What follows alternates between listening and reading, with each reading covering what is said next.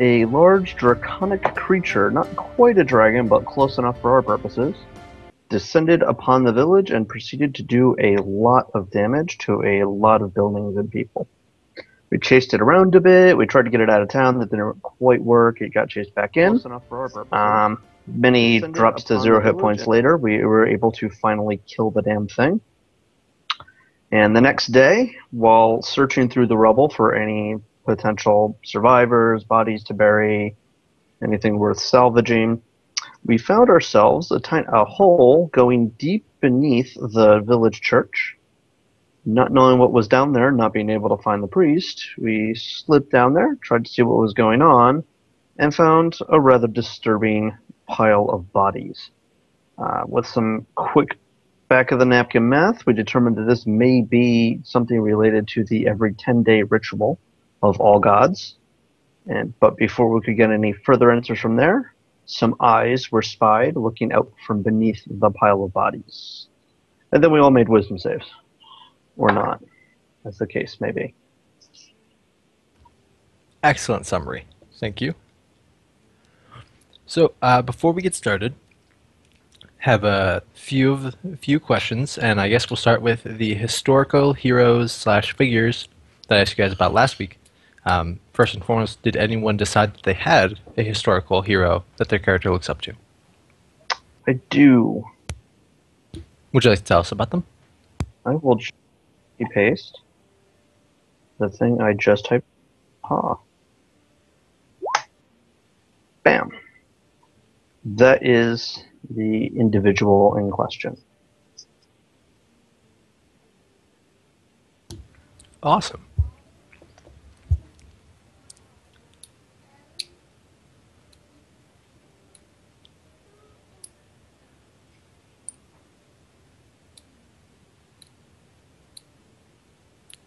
He's Fulgrim, only he didn't make a pact with an evil guy. There's definitely a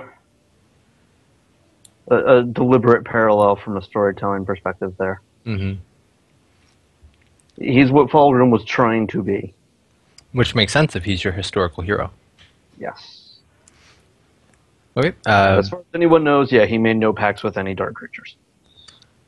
I mean, that'll long live his memory that way. Until I, of course, go in and just destroy it, because that's what all DMs do. See, this is why we don't have families. Okay. Anybody else have any historical heroes that they thought of? I know, Cortanus, you said yours was the originator of the Knight's Guard that you were a part of. Do you have any details? A little bit. Let me grab my thing.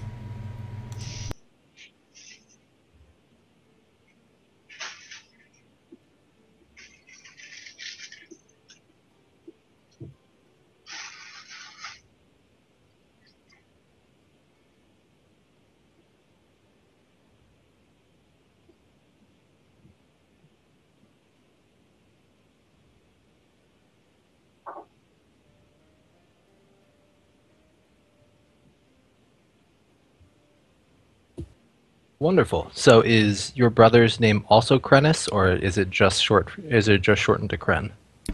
It's shortened to Kren, but he was named after him. Gotcha.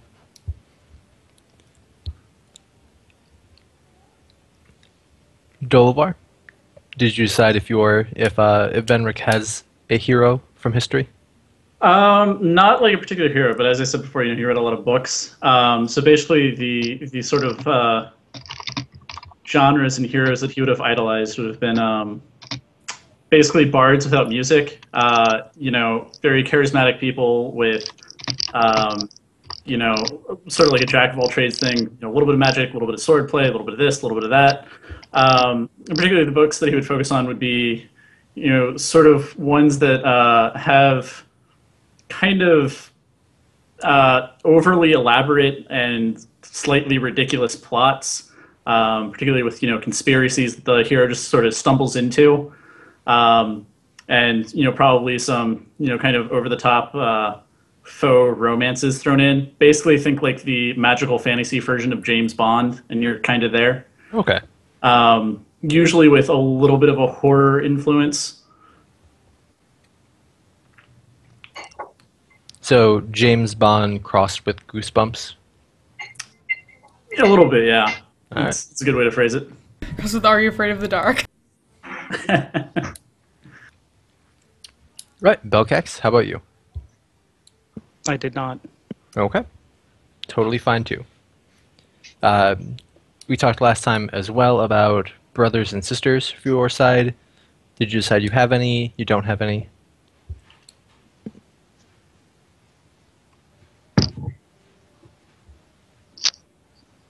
Yeah, that was. I didn't think about that Probably part. have some siblings, but they're estranged at this point. Also an option. Given his particular history. Okay. On an out of game level, last week I started. I asked you guys questions like, "Do you remember where this shop was?" And instead of making intelligence checks, I asked you as the player, point me to this shop, and then used in-game consequences. Did you like that, or would you rather just make intelligence checks? I'd kind of prefer intelligence checks just because my character might know a little bit more than me when I'm thinking in 3 different directions for campaigns across the week. Yeah. I pay Yeah, a lot same. more attention to my actual job, whereas Fulgrim pays attention to his actual job, which is this stuff. Fair enough. Having said that, it's not unreasonable to ask to make sure we're paying attention, but Yeah. Yeah. I I tried take something notes new. just to keep my head in the game, but I tried something new. Wanted to get some feedback on it. And when it comes to longevity for this,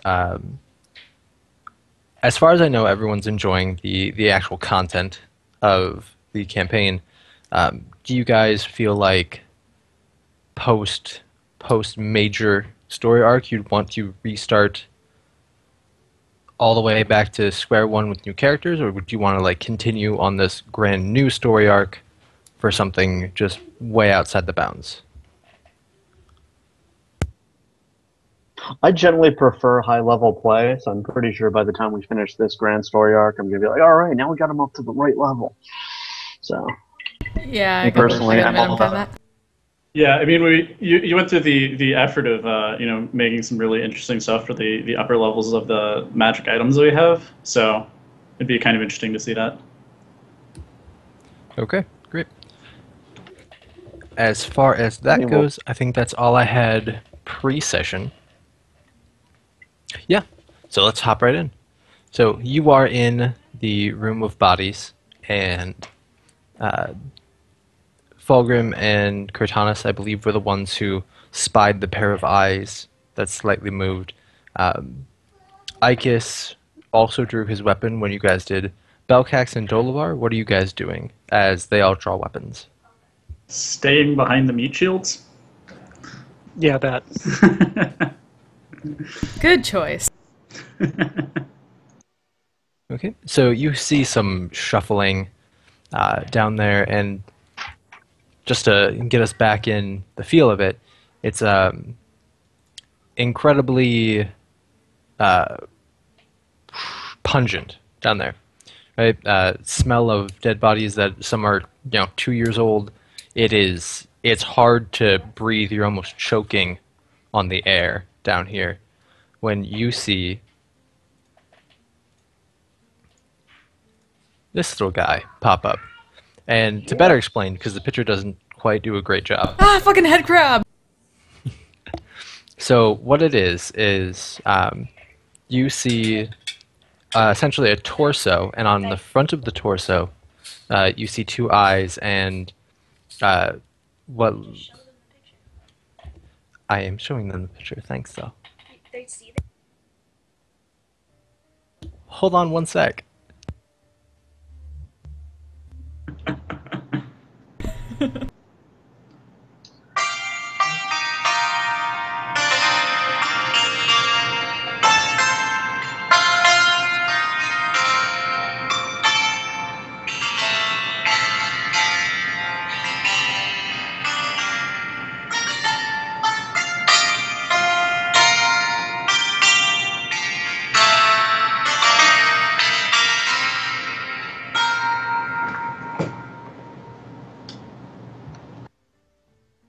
And we're back. Was that a dulcimer? Like, actually this time? Yes, it was. Awesome. Yes! Okay, so chest portion, that makes up the body of it, and on the front you see two eyes that kind of go around to the side, and then a nose cavity. What it'd look like if you took off the nose, or looked at a skull that didn't have any cartilage left. The little things that look like crawlers are actually fingers that are jointed to the body. And then it has a rib cage that flows into a spine that breaks off into two tails that come up and rest kind of like a scorpion's does. Though the tips of the tails are actually tongues. Yeah. So you see this thing, and It tells us we need to become magical girls. I'm already magical. I just don't want to be a girl. Sexist. You really don't want to see me in a short skirt. I'm just saying. I mean, like, short shorts are so freeing, though. I mean, maybe if it was Icus. That's harsh. It is harsh. So, you see this, and it crawls out, moving akin to a millipede. And as you look into the eyes further, you really can't avert your gaze at all. And Dolovar, you see Kurtanis, Fulgrim, and Icus all kind of slump down to their knees, at which point it catches your eyes as well, and both you and Belcax slump right after them. Uh-oh. I stab it. Right out. So you're in this room, and like you know, you've been traveling for a little while now. You're in a cavernous setting, very much akin to the Sightless Bellows. It's musty down here, a little hard to breathe because there's not much airflow. You all sit contemplating the strife you've gone through getting just to this little section of room, when all of a sudden, from behind you, you hear a rumbling, and you know it's the creatures that have been following you.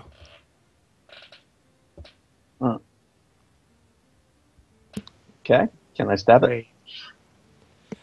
You see nothing to stab at the moment. But I can hear it. You From hear which direction? You hear it from behind you guys, which you know to be from this way. Okay. Okay, good. At least one friend. I cast Detect Magic in that direction. So you see faint kind of washes of magic all over the place. It feels like magic is just kind of in the air here. Mm. And everybody else except for one other person. What? Just slumped down? Nope, everyone thumbed down. Yeah. It kind of went in a row where you three looked at it, or it looked at you, and then you slumped. And then as your bodies fell and it came into vision of Venric and Belcax, they slumped as well. And now we are in this, where you know that someone has been chasing you. You hear the rumbling of their approach, and you are faced with two doors, the one which you came through, and then this other one in the Sightless Bellows setting with magic that more or less just wafts through the air on its own. But we're all back up then. Yeah, wait, slumped and then chasing? How do we get from one point to the other? Whatever it is, there's a crazy high save DC, but To your knowledge, nothing is amiss. This seems normal to you.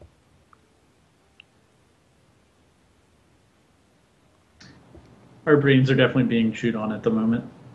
Yeah. That said, this is all normal. We might as well just keep moving forward. Yeah, I guess. Reform my pack blade as a pike again and pick a door. Are the doors both closed? They are. So the one that you came through Mm-hmm. is the one that you came through is a stone door that has a lock on the inside of it that you guys did. This one is an iron door. It seems very formidable, though you see it's right up against both the ceiling and the floor. You think it might be stuck, but you haven't tested it out yet. Is it locked? There's no lock so much as it could swing open. There doesn't seem to be a handle either.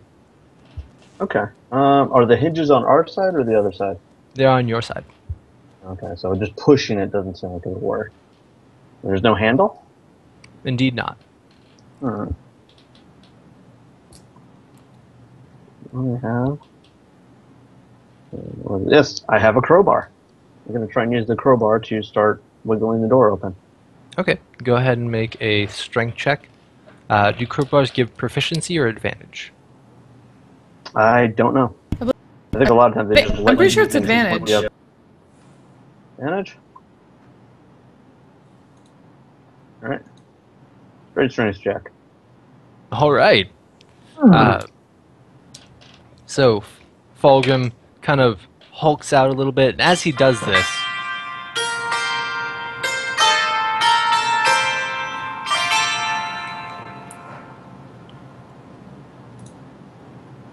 mood music. Sad going away theme from the Hulk. His form seems to shift a little bit, but he's able to ply the door as it swings open. And I will get rid of that for you.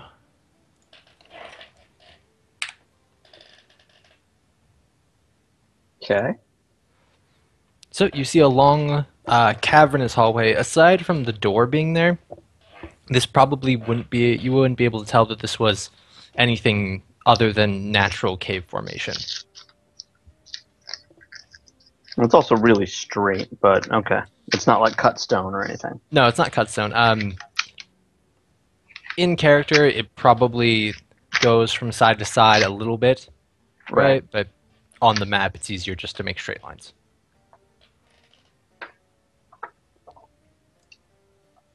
Okay. All right. Shall we proceed? We're heading towards them. Onward.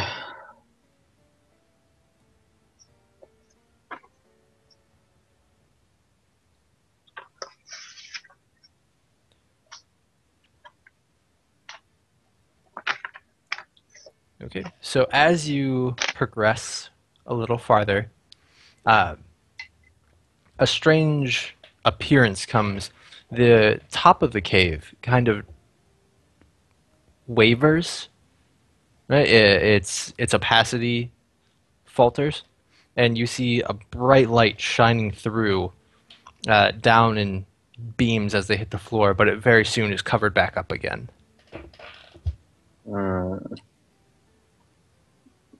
Okay. Need to very carefully peer around this corner. You see, as you peer around,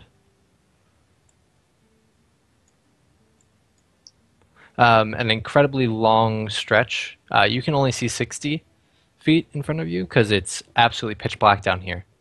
Right. But from what you see, it's more winding. You see trodden area, right? Like, it's not an abandoned cave by any means, but you don't see anything making actively being there.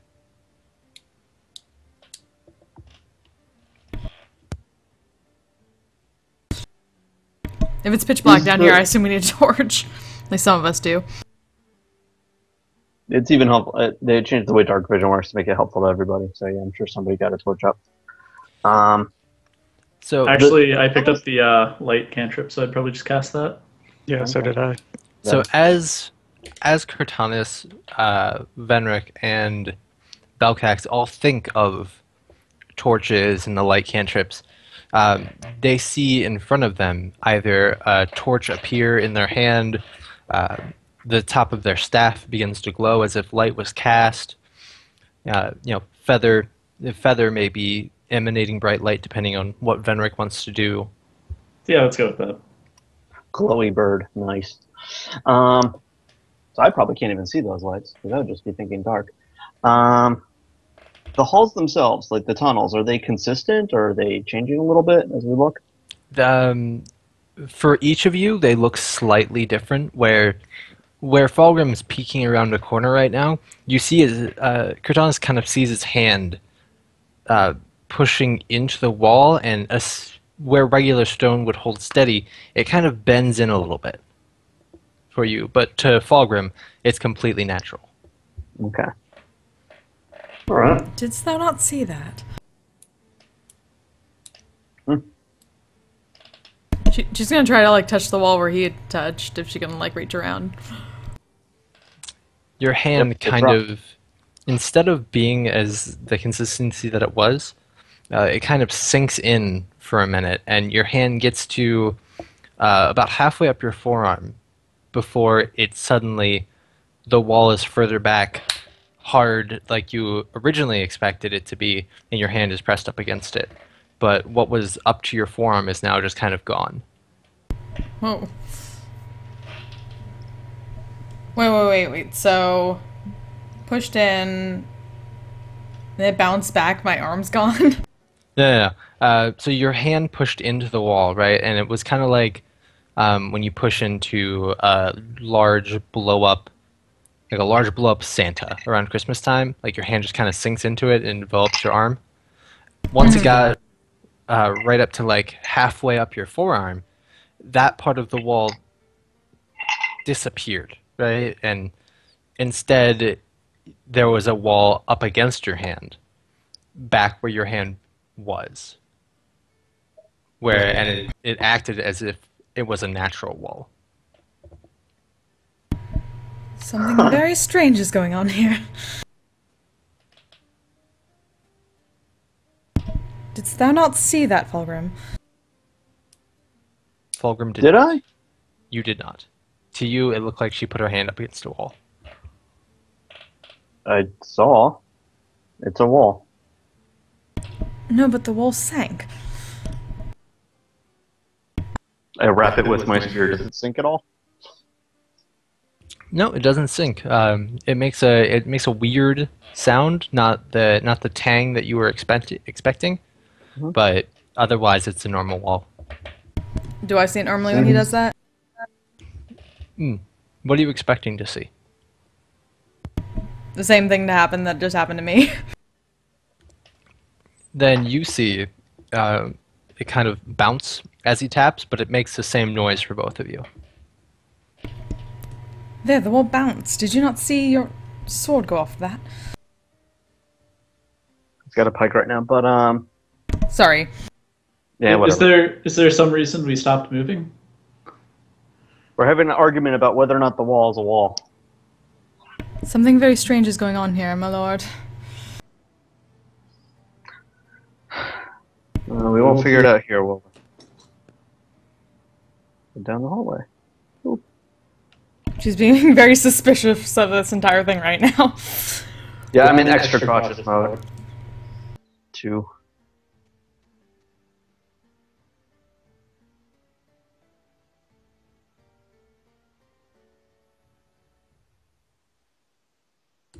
So you continue to stealth down the hallway. Do you ever stop or search or anything, or are you just like slowly, continually going forward? I'm going slowly, continually forward, but keeping my eye out, expecting traps or whatever. Not that I'm actually good at that, but...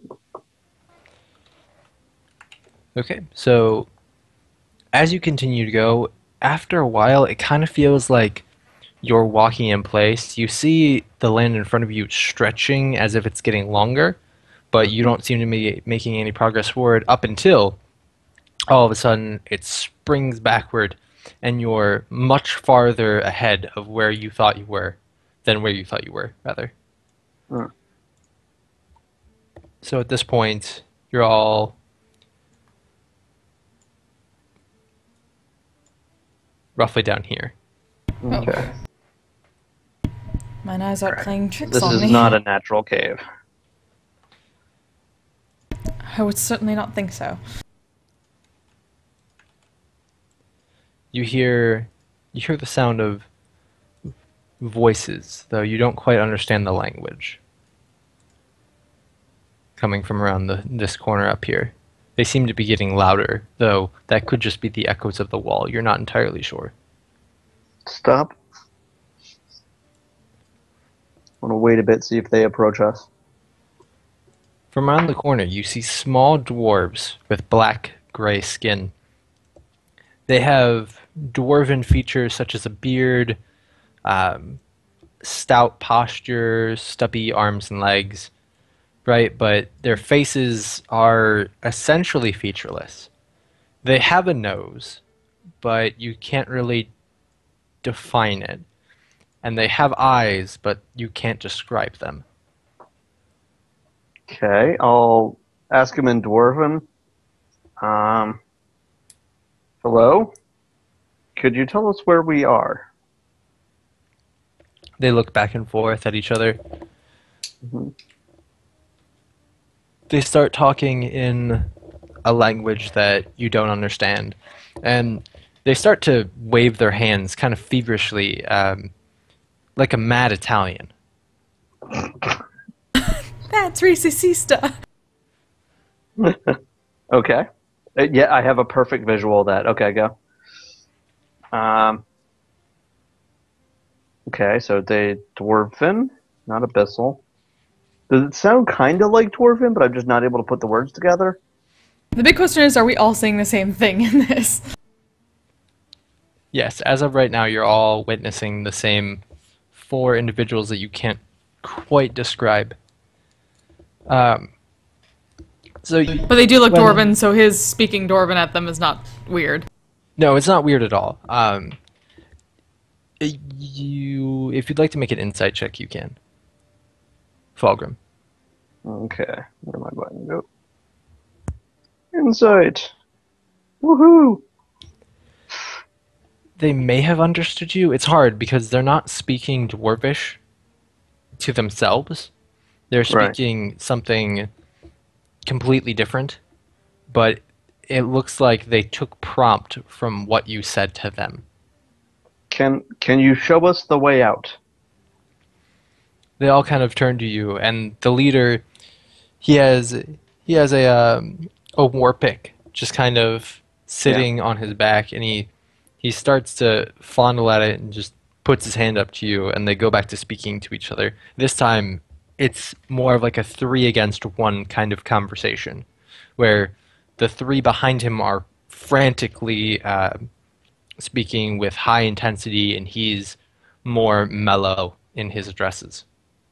Okay, I'm mentally preparing myself to be attacked as he reached for his weapon.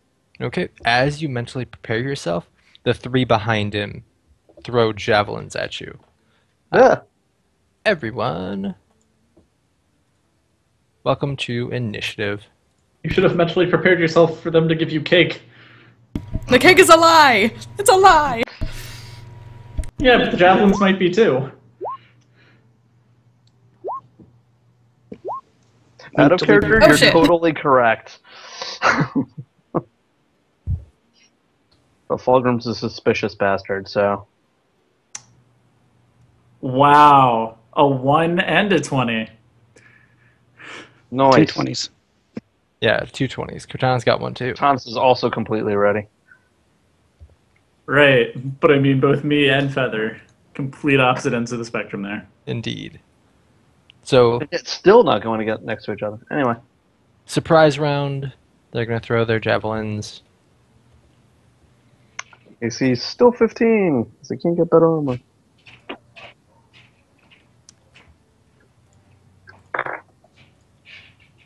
Yeah, it's a hit. That's a critical miss.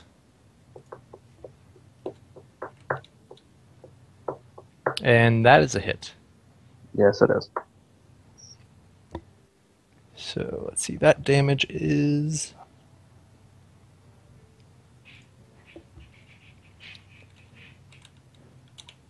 19 points of damage. I assume if you Kurtanis- totally crit miss that one, he'd totally like flit it somewhere random, and Kurtanis wants to like cut it out of the air before it hits anybody else.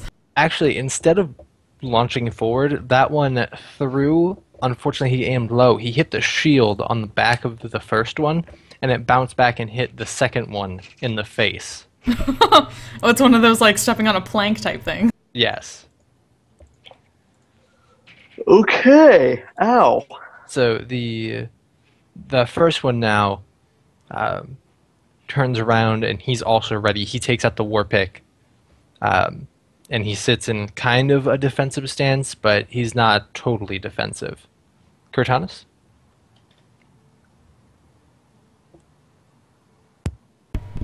Well, that just happened. So, I rush up to the front to get between them and Fulgrim. And that one isn't doing anything. He has not yet attacked, but his war pick is out. She's going to stay right there and just basically be a blocker and hold her action until one of them tries to attack again. Okay. Feather? How tall is the ceiling here?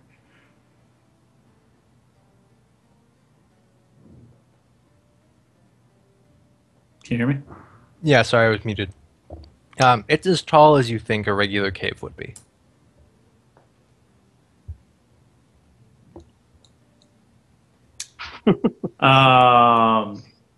It's cave size. Would it be, considering we're talking about Feather, would it be as tall as Venric thinks it would be, or as tall as Feather thinks it would be? To Venric, he sees it as tall as he thinks a regular cavern is. Right, but what about Feather? Are you looking through Feather's eyes? Well, no, but it's Feather's turn. Mm-hmm. Feather can't effectively communicate how tall he thinks something is, aside from not hitting the ceiling. So you can command him to go do something, like fly as high as possible, and then he'll react accordingly. All right. I'm going to have Feather fly over the dwarves then. Like, significantly above them so that they can't hit him. To see what's behind them. All right? He's moving... Oh, okay, over there.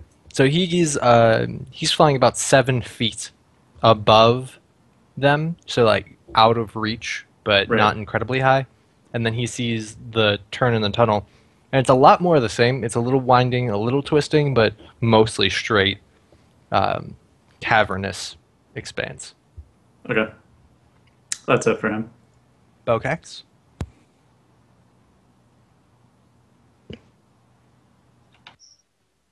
The one that didn't attack was the one in the front. Indeed. Guess I'll just throw a firebolt at the second one then. Okay, because he is behind so many different people, he's going to have half cover. Which is just +2 to AC. All right.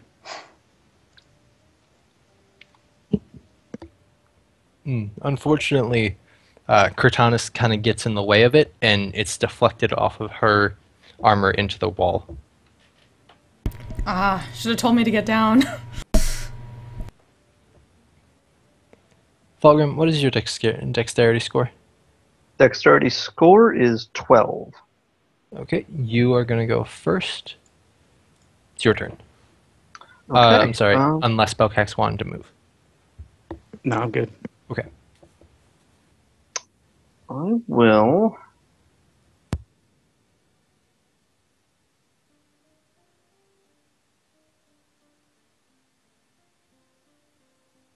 I will cast Hex on the first one.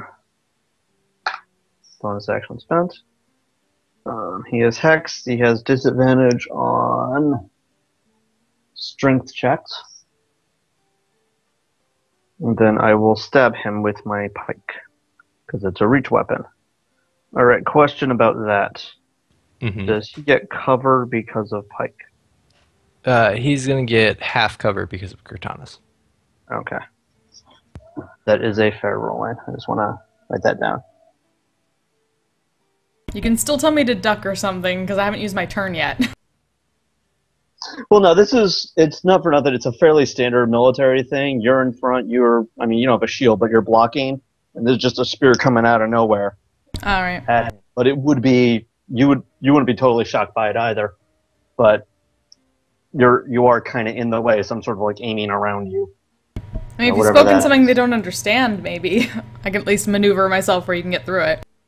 Also, keep in mind they're dwarves. Can you really duck low enough to, like, be useful? They're pretty short. I mean, I can at the least, like, sidestep off to the side a bit. Fair. The more fun strategy might be, like, jump, and then he stabs under you. That would And then be you just, awesome. like, stand I on was top of tempted the to use bike. acrobatics. What could go wrong? Okay, go ahead and make your attack roll.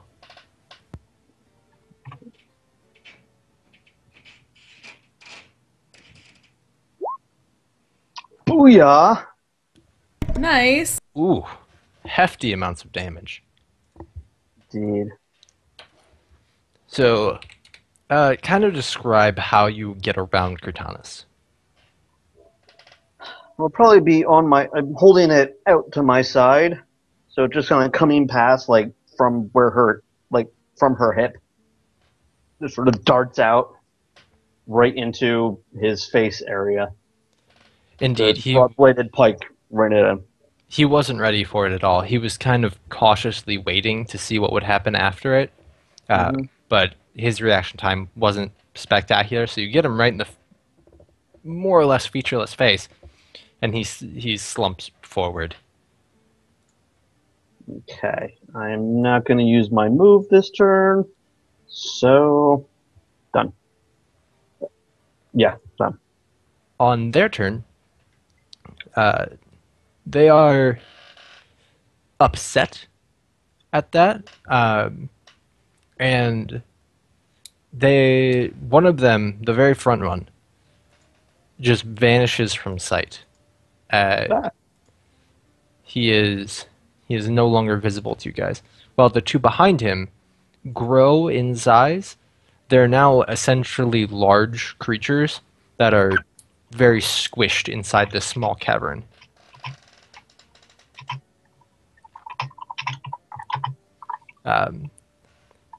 Right after that, they move forward and go to attack Cortanas.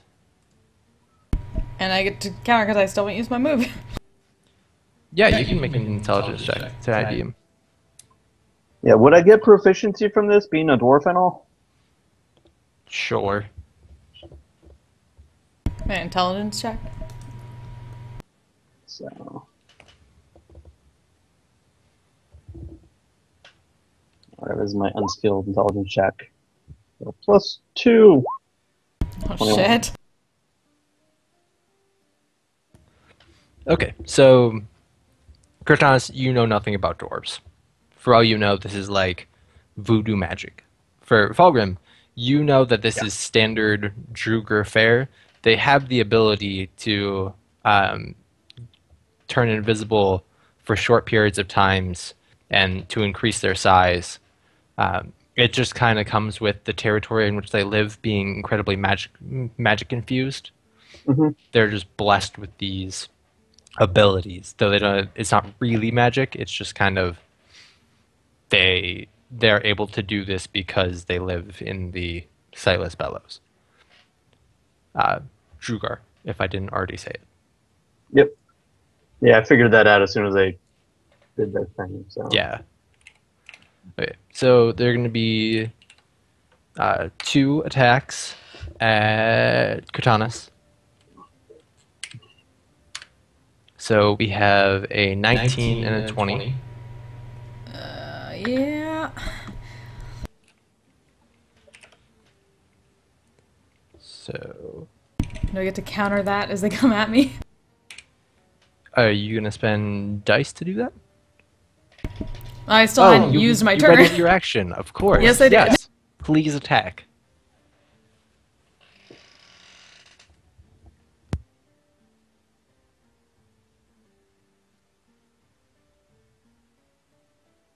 Feck.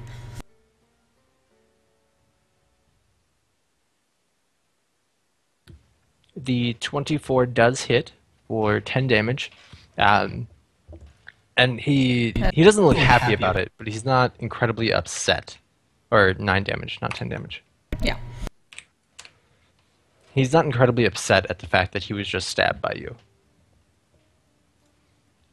But, Doesn't appreciate it, but... Yeah, I mean, it's not like the best Christmas present he's ever gotten, but he does need socks. Of course. So they swing their war picks at you for a total of 16 damage.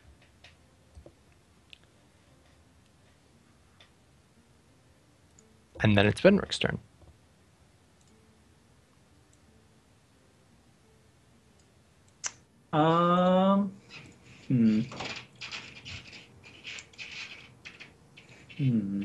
Well, the first guy did go down relatively quickly. The trick is to stab him in the face. If you go for the belly, it doesn't do much. You have to get him in the face. I think I'm going to try to sleep the two of them. For 21 HP total. So as Feather casts sleep on them. Okay, choosing the right. The way it's his wing and entices the target to sleep. Okay, so how are you just like doing the regular sleep, or is there anything you're thinking about while you use your magic? I'm thinking that they're going to be really, really tired. Okay, so So you you're think guessing that they're already weakened. So. Yeah, well, because I mean, the one guy went down really quickly, so I'm assuming they've probably like been here a while, maybe been in a few battles, so they're probably ready for a rest. so as you hit them with the sleep spell, they trance out. They don't really sleep, like they don't fall over and sleep, but you see them just kind of glaze over. You still can't really distinguish their eyes at all. It's odd. You can feel the fact that their eyes have glazed over, but at the same time, if I were to ask you to describe them to me, you really couldn't. It'd be almost impossible. At which point, one shows up right behind you, and also is in that same state where he just kind of goes limp everywhere, but he remains standing. All right.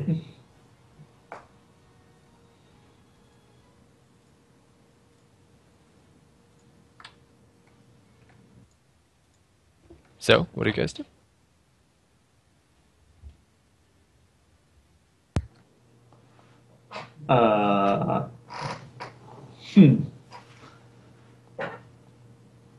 This gets more peculiar every moment. She's whispering that because don't want to wake them up. Benrich just kind of lightly pokes one. I didn't expect I'd get all three of them. I assume you're poking the one that's right next to you. Yeah. How so?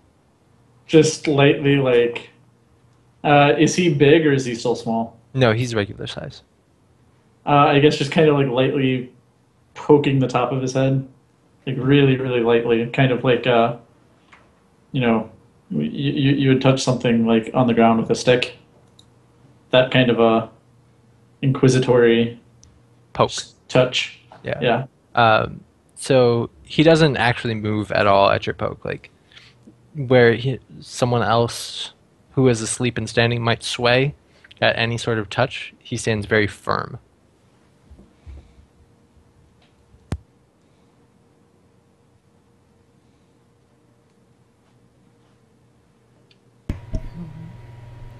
And we still firmly believe that all of this is real? Oh, 100%. Okay. We know it's strange, but... Right.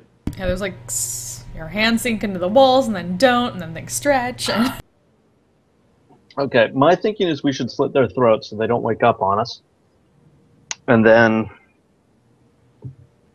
keep pushing on, because if they're Durgar, they're not going to help us. I mean, do we really need to slit their throats? We can probably just go around them. They're not going to wake up for a while. Need to slit their throats. Yeah, the moment she saw like the one appear behind them, Cortanus is going over to try and get Belcax around. so he's safe. So yeah, Watching out. I'm gonna switch the Icus isn't here, damn it. Whatever, yeah, I'll switch the pike to an axe and take off the heads of these two guys in front of me. Oh, that's right. I'm sorry. +1 to attack rolls, damage rolls, and you have advantage on all of Icus's skill checks. Okay. Sorry, I forgot to mention that beforehand. So you slit the throat of the Juger in front of you, and With a battle axe, not subtly. it's not pretty, but Needs to be done. it's fairly straightforward. At which point, their heads kind of loll off to the side, barely hanging on still, and kind of like a running stream of deep red blood just kind of starts to pour forth. The bodies themselves start to petrify into stone. It's a slow process that you see start at their feet, but clothing included, they're like beginning to become stone. Is that normal for these guys? As far as I know, no, but they're very magically infused beings, and I haven't fought them. Right. Kratos is just looking disappointed that Fulgrim basically beheaded a incapacitated enemy. It's you humans don't have an equivalent. It's like a dark elf or a what else is like that? That does Are not there dark mean it elves? is any more honorable. I guess you could say it's like a chromatic dragon like as opposed to a chromatic metallic dragon. even, like they're innately evil. They're not just not nice people. They're infused with dark magic, but in their very essence. If it had surrendered, maybe I would consider it. But Can we look at their eyes yet? Or are they still... You've always been able to look at their faces and know that they have eyes and a nose and a mouth. You've just Right, never been right. able to tell me what they look like. Like the details have always been indescribable and kind of indistinguished. And even as they turn to stone, it stays that way for you. well, now it's more of a formless sculpture.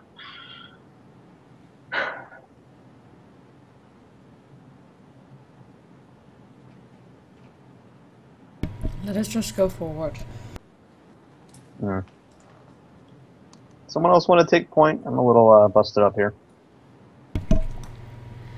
Yeah, Kratos will do that. We'd also And have I'm gonna Logan second go wind ahead. while I can. You think of the rejuvenation that your class is able to do, and you take a very, very large inhale, and you almost see the air around you come together in a large stream as you breathe in deeply. Your form expands a little bit. You grow in both stature and size, just a slight amount. And as you exhale, it sends a gentle gust down the hallway entirely as you come back down to your normal size. Huh. This is getting stranger and stranger. When did you learn to do that? Apparently right now. It is a very odd sort of trait. I would prefer not to do it again.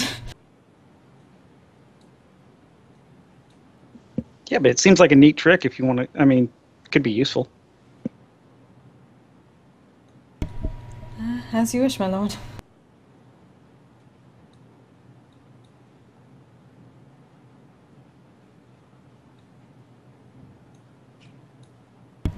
Deception all around here.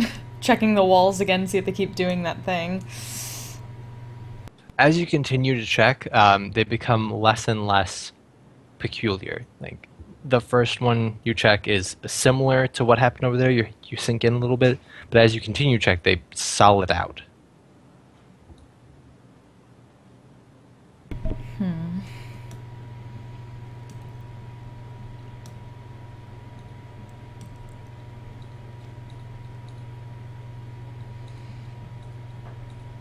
And right there where Feather is, he starts to see some magic engravings along the wall, though he can't really tell them because he's a bird. All right, I'm gonna go up to look at the engravings. Same generic. Oh no, never mind. I'm holding text. Getting out of the way for him. I wasn't super clear. This wall right here. Yeah, so you look at the engravings and they're not arcane like you were expecting.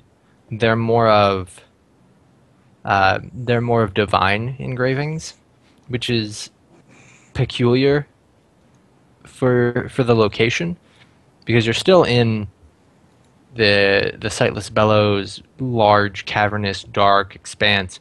Nothing really down here worships aside from Drow. And if they do worship, it's definitely nothing divine. So seeing these symbols here, talking about redemption and grace and whatnot, it seems a little odd. Where's Icus when you need him? We can use the skills, right? Yes, you can. Cortanus, in front of you, underneath the feather, the feather's not on it, you see a symbol on the ground that is a deep purple.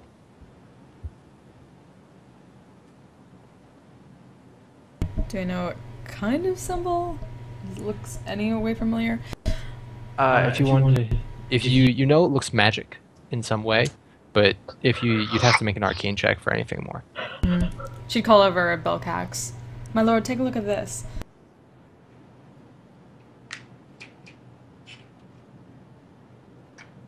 When you walk over, you immediately kind of put your hand on Cortanus and have you both back up.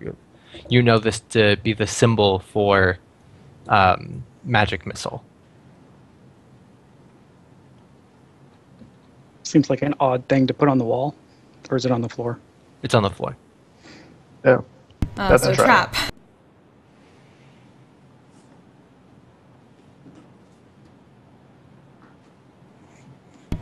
Dost thou know how to disengage said magical trap, my lord? Well, I can think of one way. Do I? You think long and hard. Did your days ever teach you how to remove enchantments?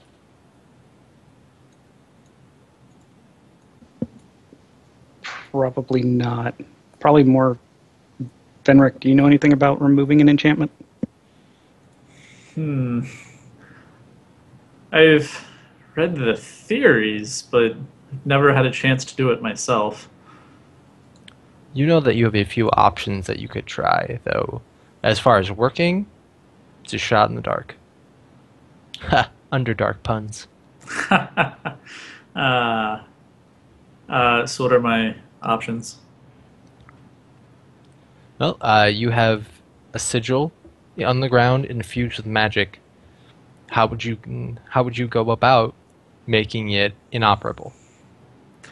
What is the sigil like written in? Is it carved into the stone, or just like floating there with magic, or? The markings themselves look kind of burned in. The magic that floats above it, illuminating it, is just kind of in the air. So I'm assuming we could either drain the magic that's powering it, or interfere with the symbol to make it no longer be a magic missile sigil and just be a meaningless sigil. So what do you choose to do? It's a good question. You said it's burned into the ground? Yeah. Probably tell Belcax that if he can burn in some more like lines into it and like basically just scribble all over it, and that it might destroy the spell's integrity.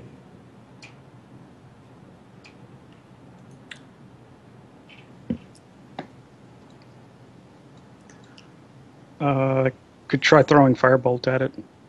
Yeah, it's sometimes like use some of your fire magic to just like write on it. I Yeah, do it sure. myself, but I can't actually use fire to as good of an extent as you can. I start throwing firebolts at it, trying to aim for the various lines to mess up the writing. Of course, so you extend some lines here, you cross other lines there. The first couple times, it seems to glow more strongly. It seems to gain intensity, but after an odd mark on the right hemisphere, it all but completely vanishes, and it's back to total darkness.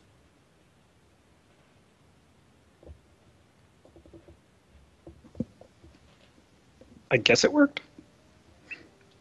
Somebody want to try it? Well, we can do the other way. I was thinking of disarming it and just try stepping on it, see what happens. Yes, magic missile. Actually, I'll do it. I'll go step on it. Don't like the Polish. No. Okay. As you step onto it, the arcane energy that was there kind of coalesces into the air around you and disperses and more or less just mixes harmlessly with the air. You're pretty confident nothing's going to happen with this anymore. All right, it's cool, guys. We can move on. My lord, please do not be so reckless in the future. That is what I am here for. I told you it would work. I do not doubt thee, my lords. However,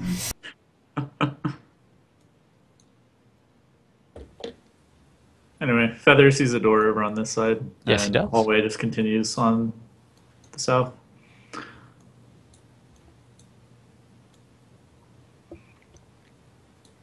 So the door that he sees off to the side is stone in nature, and it has bits of rubble kind of shoved underneath of it.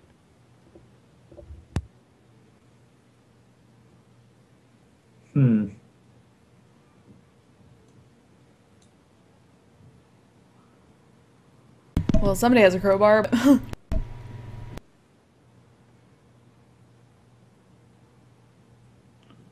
Would someone like to make a d20 plus 4 with advantage check? I can do that. Well, I'm thinking. I mean, if it's got rubble shoved underneath it, that means that probably someone was trying to make sure that it stayed shut, right? Do we really want to open that? We could always save it for later. There. On the other hand, being careful hasn't really done anything for us yet. Might as well just go ahead and open it. I love Venric's character so much. What dost thou think, my lord? I mean, let's try opening it and see if something happens and we get some excitement. So give a nod to that and go try to pry it. Look, I mean, worst case scenario, we open it up, there's something terrible, we throw Falgrim inside, shut it, and leave. How very droll.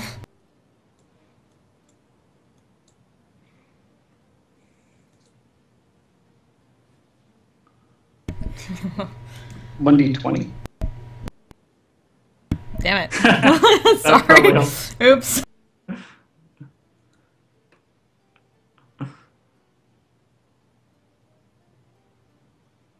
That's even worse! Don't. That's sad. You could have guessed, but it doesn't budge. Yeah. The rubble seems to be stopping it from making any movement whatsoever, even with your use of the crowbar. Mayhaps we better try elsewhere for now.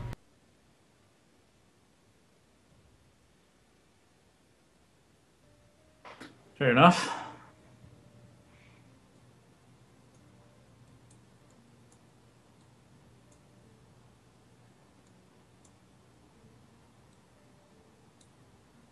Okay. Where Feather is, he sees another symbol that glows purple on the floor, but he's able to fly over it.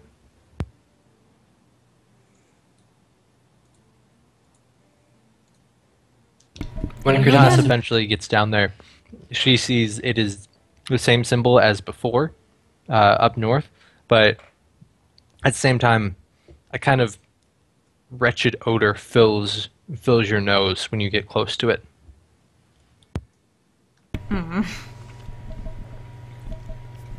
Step back just a second and cover her mouth. Oh, please tell me I'm not the only one to smell that too. This is something available to everyone. Oh joy. So what exactly does it smell like, other than just disgustingness? Think of the show Hoarders, when you walk in and someone has 12 cats and they're like, Oh, "Oh, yeah. I had 13 at one point." Yep, cast and prestidigitation to cover it up. All right. I will assist with some extra prestidigitation. The scent of cherry blossoms and Hawaiian breeze fill your nose. It's quite delightful. At least seems to be the same symbol, so perhaps this will work again, my lord.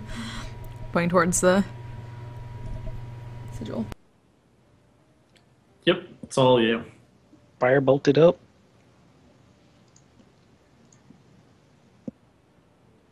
So this time when you throw firebolts, you do it in much the same manner as before, only they don't make it past the purple arcane energy on top.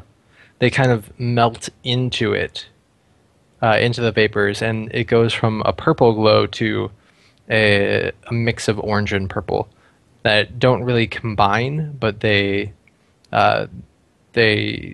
float next to each other in a gaseous state.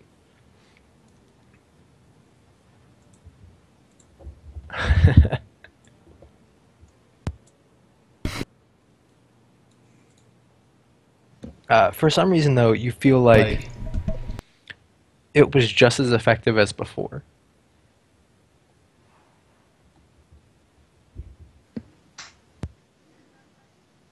I'll go hop on it again, because I have confidence it's gone. Going to stop him from doing that immediately. If you want to stop him, you can make a dexterity check to see if you can latch out to him, and if you're successful, a grapple check. Can I contest it? Yeah. Actually, just go to straight contested grapples. So what is that, strength or? Athletics for her, acrobatics or athletics for you.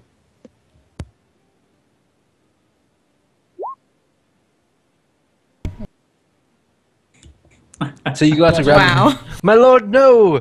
But he just kind of hops on with all the confidence in the world. And as he does, he's enveloped in the gases. They swirl around him, starting at the bottom.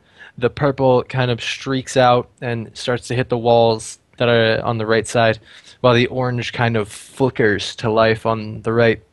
And they form a sort of version of petals that are strange but quite beautiful before they kind of bloom out and reveal Belcax once again and then fade off onto the ground.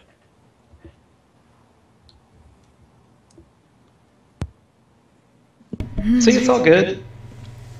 She's still excited herself. Thou art trying to end my servitude early, my lord. You just gotta believe.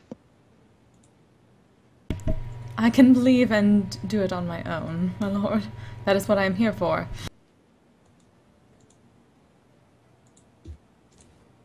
As you guys get further down the hallway, it starts to become higher and higher ceiling to the point where as soon as you're roughly where Feather is, you can no longer see the top. It's just a giant.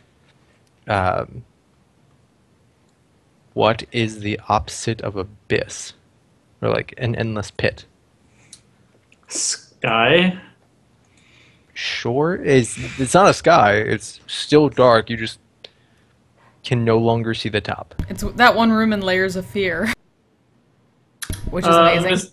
I'm gonna have Feather fly upwards. You still have the light spell on him? Yes. How long? How long for? Let's do at least 200 or 300 feet. Okay. He gets up there, and the light emanates 60 feet from him, but it doesn't illuminate anything aside from the walls. It stays roughly this width the entire way, but nothing else shows. Even 200 or 300 feet up, there's no ceiling. Alright. I'll have him come back down to maybe like 20, 30 feet above us. Okay. Right there, he's just like 20, 30 feet hovering. Yep. And he's gonna keep moving forward.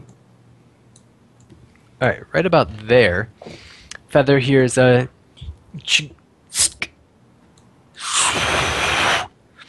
Make a dexterity check for him. Or a dexterity save for him.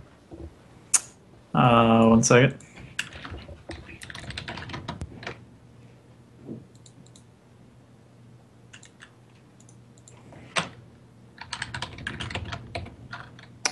That would be...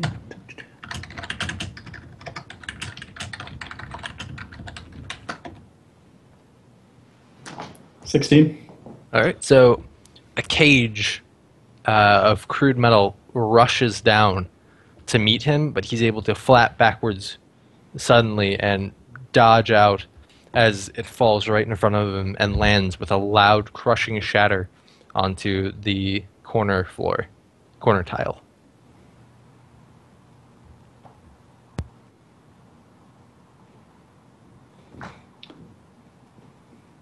Feather sticks his proverbial tongue out at it. I assume the inanimate object is shamed. It should be.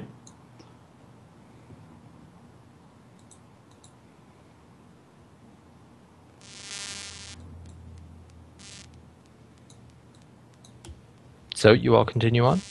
Yeah, might as well. Alright, at this point, you're starting to grow a little weary from all the walking. Much like before, walking doesn't seem to function normally right now. As you walk, you don't always walk. Sometimes you just kind of like moonwalk in place, and then all of a sudden it snaps back to where you should be, and then all of a sudden you're going incredibly fast despite your slow walking pace, and then you'll come to an absolute halt where you're walking but nothing else moves. None of it really bothers you. After like the second time, you're like, we'll get there eventually.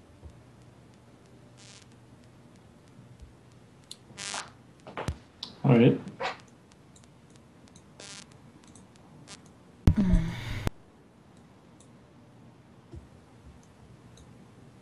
At this point, Cortanus hears a scream, a really deep laughter accompanying it, but the scream is very high pitched and goes through a couple different stages of terror and fear to odd joy, then back to just agony. Gonna point forward and kind of search for the cause. You hear it continue to echo on the walls. Feather, Belcax, and Renrick, you don't hear this. You hear it echo off the walls, so it's really hard to pinpoint the source, but I mean, it wasn't back where you came from. Somebody is in trouble. What makes you say that? Dost thou not hear the screaming? Now you all hear the screaming. Now we do. Now I do. Oh, that's screaming.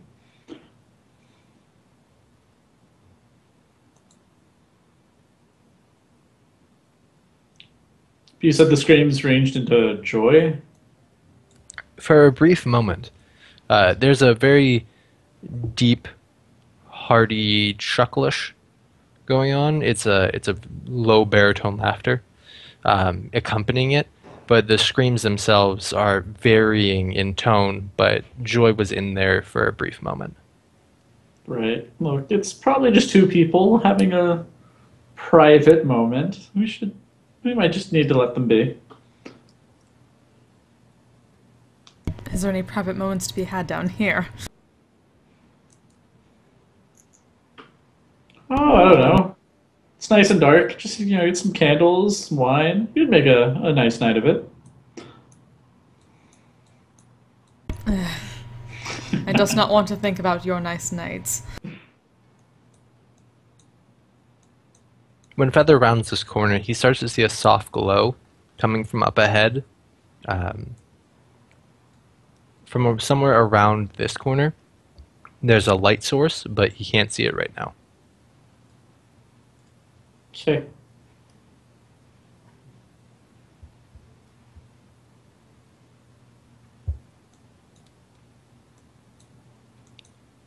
You're trying to find the source of things. Mostly the screaming. As you continue along, it gets louder and louder and louder, echoing off the walls more furiously. From here, he can see the light source is coming from this way, and you can tell that the laughter is coming from this way.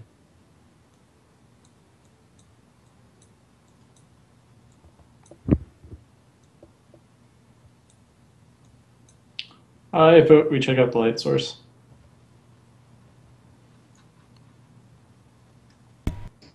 Works for Not me. the ones in pain. Yes, between heading towards light in the middle of the dark and somebody screaming in pain, I think the light is going to yield a happier result.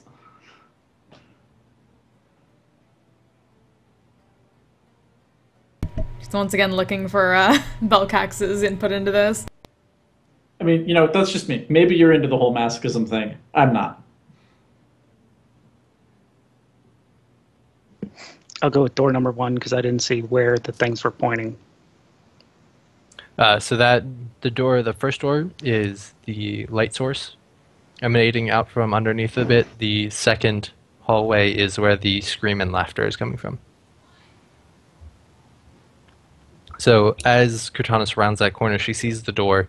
It's another stone door, much akin to what you've seen before, only the lock is on the outside this time, and you see it's undone.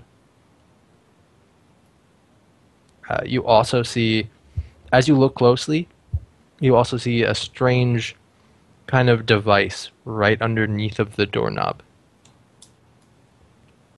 And this is when Can we I, need thieves' tools. Investigate it to try and determine what it is. Mm-hmm. I don't suppose I guess that's investigation for advantage. I actually don't know. I can check, though. That's okay. I don't think you need to. Nice. Yeah, no, not even a little bit. So, you find it. It's fine. Things are fine. You know this to be a trick of some sort. Like, like a... Gosh.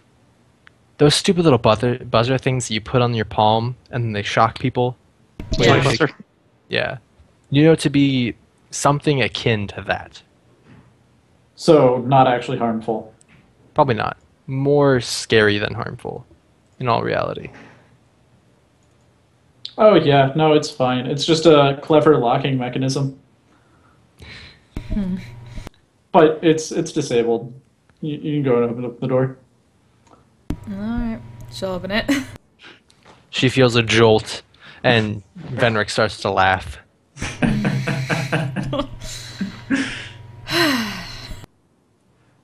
Oh, come on. You need a little something to lighten the mood in this dark and dreary place. My mind is already playing tricks on me. I did not need that. So you open up the door, and inside the room is a soft glow. The source isn't really intelligible.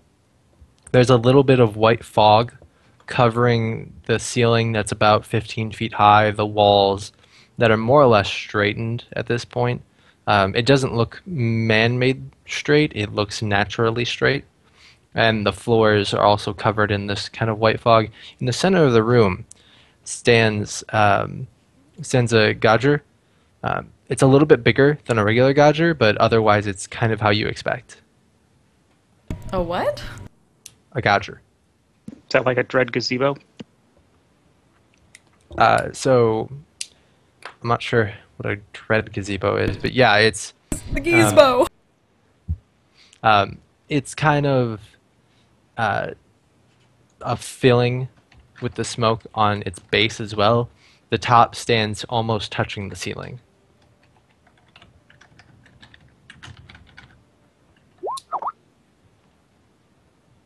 Oh. Sorry, I didn't know.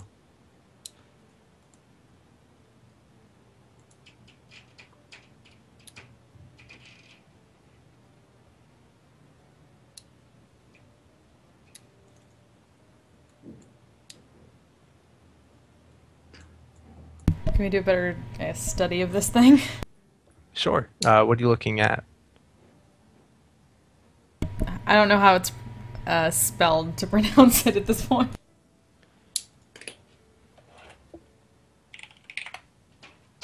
Gotcha, then. Yeah. So, what about the Gadger are you investigating?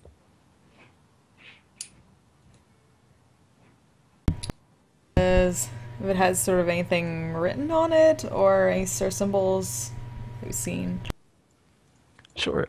What languages do you speak again? Common and Infernal. Okay. Down along the bottom of the Gadger, you see writing just around a base, and then to the on the base of the, I want to call them columns. I'm not sure if that's structurally correct. It's just small bits and pieces. You've seen this before.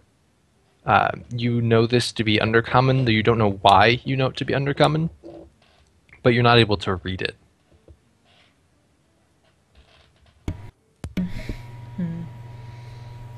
Does anyone speak Undercommon? Nope. Many languages, but not that one. Does anybody have some kind of fancy spell to read languages? Give me 10 minutes and I can whip up a ritual. So, yeah, if you guys are okay with just sitting out here for 10 minutes, I can read it. Do we want to take that long? And stay I'm around okay at least the with rest it. of the area while you do that. All right. I will sit down then in front of the thing and start casting Comprehend Language. Feather will sit on my shoulder and keep a lookout for me. Okay, so where in front of the Gadger do you sit? Like, are you? I guess Just like how a- do you position yourself? Just sit down cross-legged a couple of feet in front of it while I cast the spell. Are you focusing on any part of it while you cast, or just kind of closing your eyes and focusing on the energy? Closing my eyes and focusing on the spell. Because, yeah, like you cast a spell on yourself and then you can read languages. Okay. Cortanis and Belcax, it's going to be 10 minutes. Is there anything that you guys want to do in that time?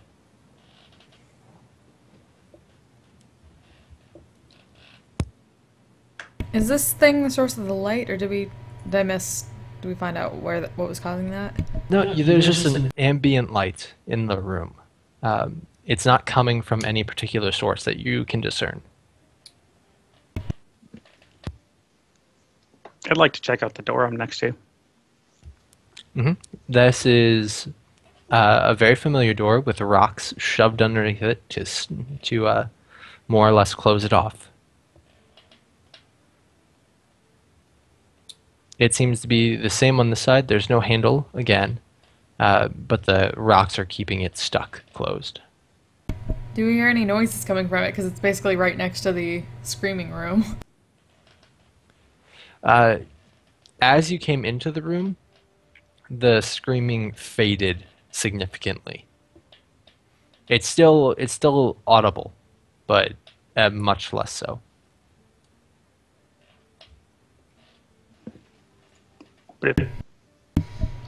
That's odd. Yeah, because if this is the same door that goes back into that hallway, then what was that whole loop-de-loop thing we did there for a second?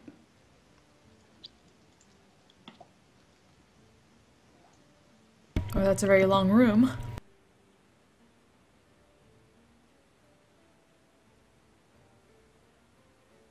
I'm gonna throw a firebolt at it, see if I can open it. Okay, firebolting the door just leaves a slight singe on the stone, but it doesn't move it at all.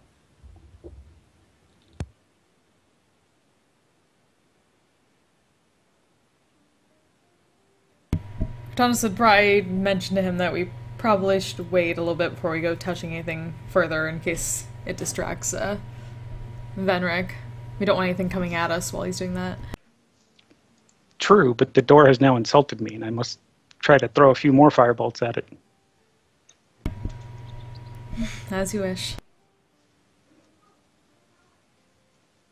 So as you throw a few more firebolts, the door itself starts to lose shape, kind of melting where you're focusing the brunt of your flame.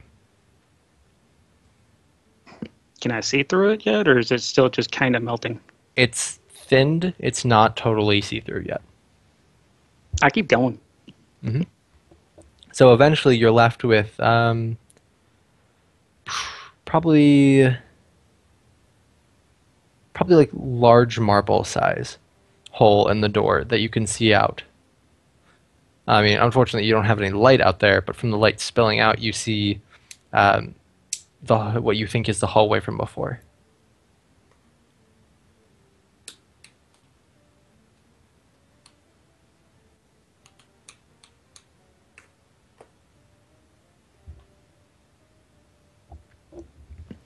I guess if Enric's not done yet, then I'll go check out the other door and see what's up with that.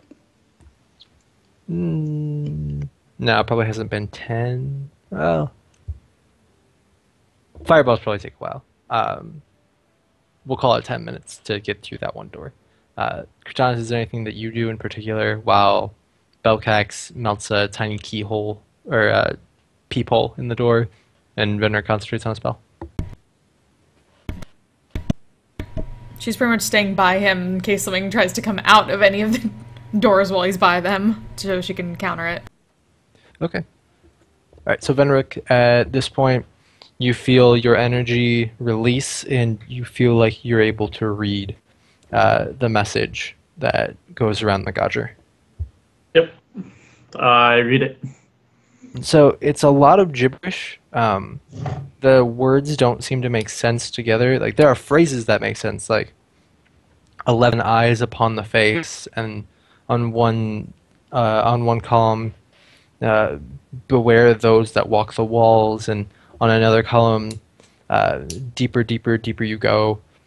Around the backside, you see something akin to it. Again, it doesn't really make sense. Welcome back, Fulgrim. It doesn't really make sense as to, like, it's not in proper structure, but it's something akin to those who see it will somehow know. Right. Well, I've got good news and I've got bad news. The bad news is that whatever was here before us clearly went insane from whatever it saw and is no longer making sense, and assumably there's something in here with us that'll also make us go insane. The good news is, I think I thought this statement, I started this statement before I fully thought it out. Let me amend. I have bad news. Okay, so I'm going to go through a quick synopsis of what happened while you were away, Fulgrim. So they went down a very long stretch of cavern. A cage dropped on the corner that Feather was able to dodge. As soon as they started to round a second bend, they heard some screams and a low baritone laughter. The screams changed tone throughout, going from manic to hurt to joyous to afraid, just kind of all over the place. To note of it, you guys didn't hear it until I mentioned it. Yes, Cortanis was the one to hear it, and when she mentioned it, it became audible to everyone. But before then, no one heard anything about it. When they rounded another corner, they saw a soft glow coming from up ahead. When they finally got over to here, right? This first door was where the soft glow was coming from, and this second was where they could tell the scream and laughter were coming from. When they went in, this door had a small little taser on it, or zapper. The thing that goes in your hand, you twist it and you shock people when you shake hands. It had that thing, or something akin to it, attached to the door on it, and Venner tricked Cortanis into shocking yourself.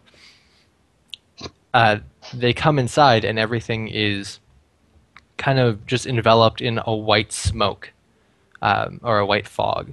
There's a little layer on the walls and on the ceilings that are about 15, 20 feet high. The walls are straight but still natural, and in the center of everything is this gauger that they're investigating right now.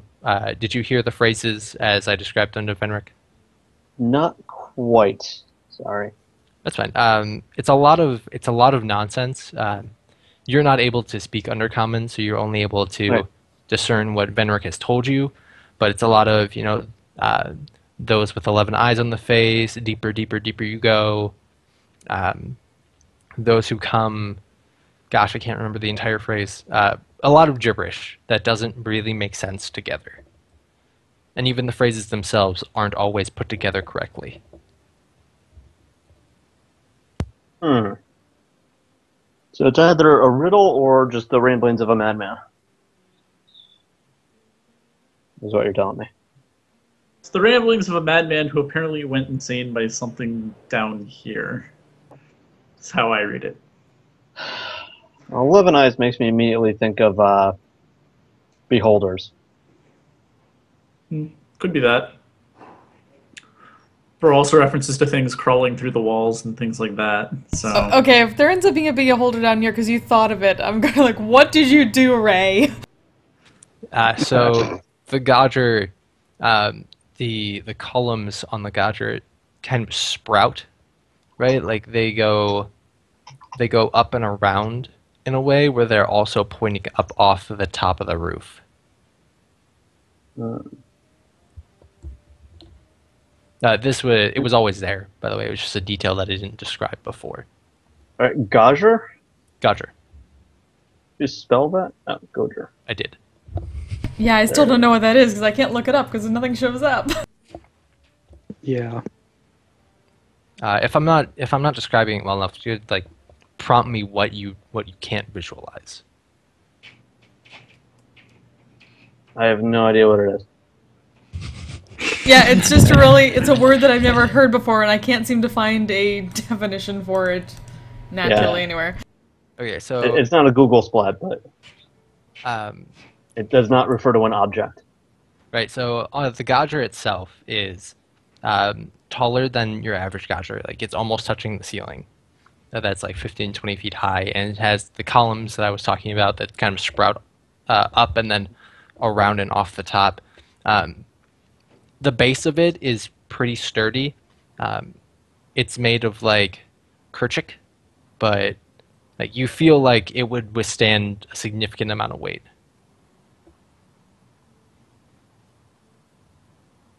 Does it have like a bowl? Yeah. Like at what height? The bowl is right around Venric waist level. So for you, I think that's like chin level. And a little lower than that, but like, yeah, mid-chest. Okay. Because dwarves are like 5 feet tall. Oh, okay. I always imagined like topping off. They're medium creatures. Let me just check. I wrote it down. Yeah. I'm 4 They're foot not five. like they're not like gnomes or halflings. I always imagine them shorter, but yeah. So it's like breast level for you. Yeah. I get my nipple on it. Anyway, Wait. is there any liquid in the bowl? Yeah, you can see in the center of the bowl a smooth liquid. It has the fog around it as well. That's kind of just like dripping off the side, or I guess I shouldn't say dripping. The fog is like dropping off the side, but the liquid in the bowl is kind of just not motionless, but it doesn't move much. Can you detect magic on it?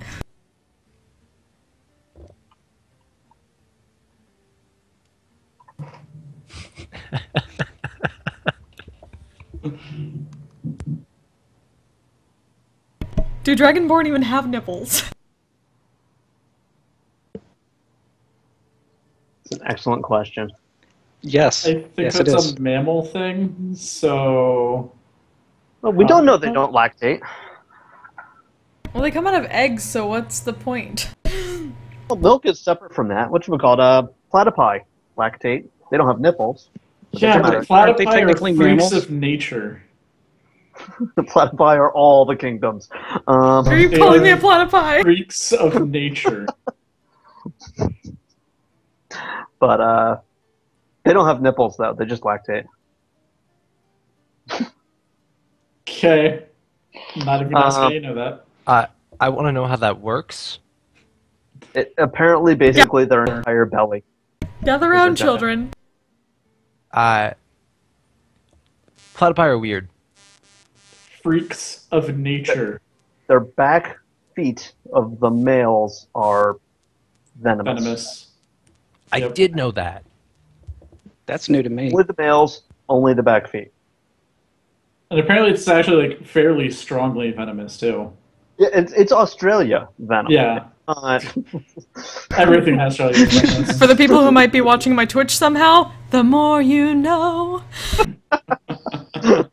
No, seriously, dire platypus, just roll on a random table for what traits it has. Eye stalks, okay. Yeah, it seems enough. Like that could happen. It's well enough. Okay, and there's fog rolling out of the bowl. Yeah, it's not so much rolling out of the bowl as also covering the bowl. Right, so I'm picturing like a pensieve on like some sticks, like on a stand, but the stand keeps going all the way to the ceiling. Like, we're not gonna go freaking out from like some kind of high like drug coming out of this thing, vapors. If we were, I think we already been affected. That's true. It has been like 10 minutes. It's been well over 10 minutes because it took me 10 minutes just to cast the spell. Mm-hmm. Also, I'm pretty sure our brains are being chewed on by a head crab right now, so I think this is all moot. And keep in mind, we were already affected as soon as we showed up here, so Yeah. it's like we're layers of messed up. I don't think we're gonna get much. Layers worse. of fear, man. Inception.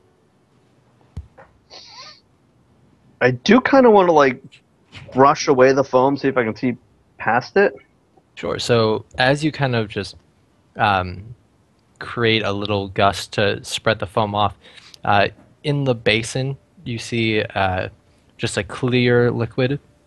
It doesn't even have like a tint of color. You can see directly down the bottom. If it weren't moving, it might actually be hard to see the water at all. Well, I shouldn't call it water, the liquid at all.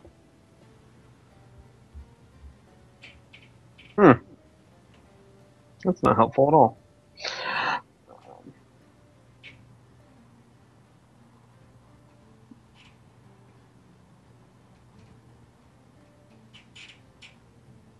Okay.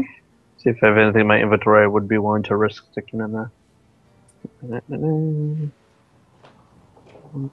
Maybe. I got torches. I'm going to take out a torch. I'm I going was to going use to that. say we've also got a Belgax. No, I don't need light. I need something I'm going to put in there and stir it. Ah, We're really awkward for that. I have mage hand. You can do that, but I do not. So I was going to use a. Do I? Wait a minute. What cantrips did I? Yeah, third cantrip.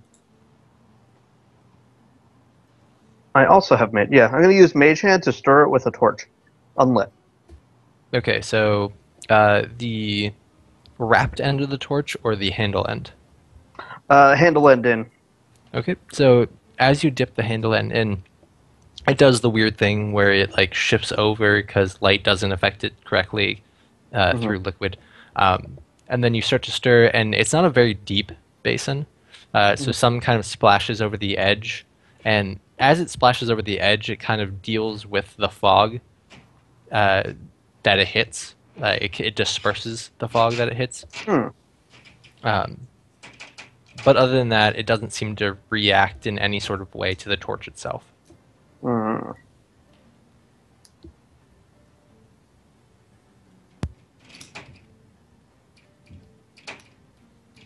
Okay.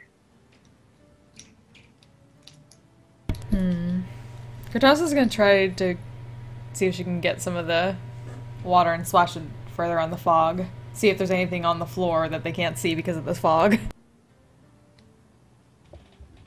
So, how do you go about splashing, and in what direction?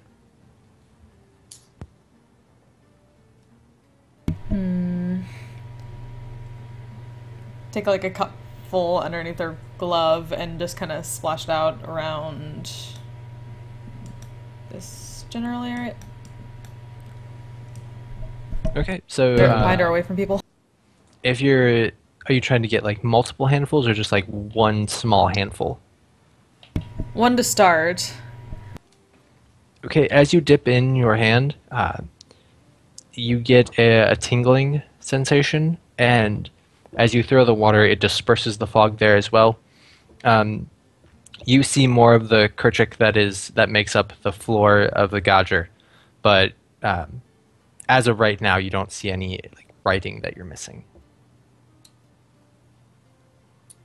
At least no, does like, something to one's hand. Sorry, I didn't hear either of you. Go ahead. She was just explaining that at least, like, the sensation she's feeling in her hand. Even though through a glove, apparently. There's no like runes or anything carved on the bowl? Not on the top side of it that you have been looking at. Well, that makes me want to look on the bottom. So, the stand that you were imagining, right? It's not like... Yeah. The Godger itself has multiple columns that hold it up, while the stand on the underside is just three 3 points on various different, or spread out evenly to hold up the basin. As you look on the underside of it, you see a couple different runes that come in down towards the center, and in the center you see an odd shape that you don't recognize to be arcane, but it doesn't look to be a regular letter either. Can I take a look at it since I still have comprehend languages up? Yeah. Do you have to name what language, or you comprehend all languages? It's all language. Any spoken language or any written language. Okay. Yep. So as you look under, you can oddly read this this formation of characters. It's less of a sentence more than a formula, and it calls for various ingredients such as, you know, like it needs the fluid of this beast, it needs the sorrow of the flavor, and it needs like it needs the essence of joy. So like things that aren't really tangible, it's asking for as ingredients. Can I roll Arcana to see if I've ever come across anything even remotely close to this? Sure.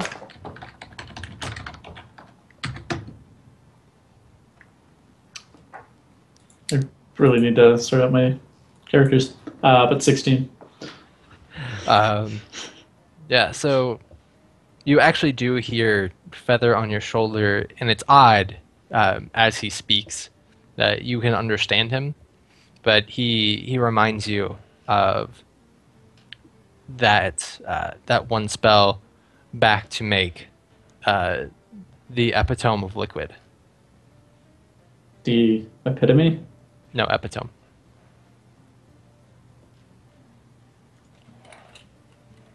Okay. I want to take 2 of my flasks, since I have some empty ones. Or not flasks, 2 of my vials and fill them up with water from this. Yeah. The study that he did was on the epitome of liquid, despite that sounding incorrect. Okay. Epitome. So describe to me how you go about getting the liquid into vials.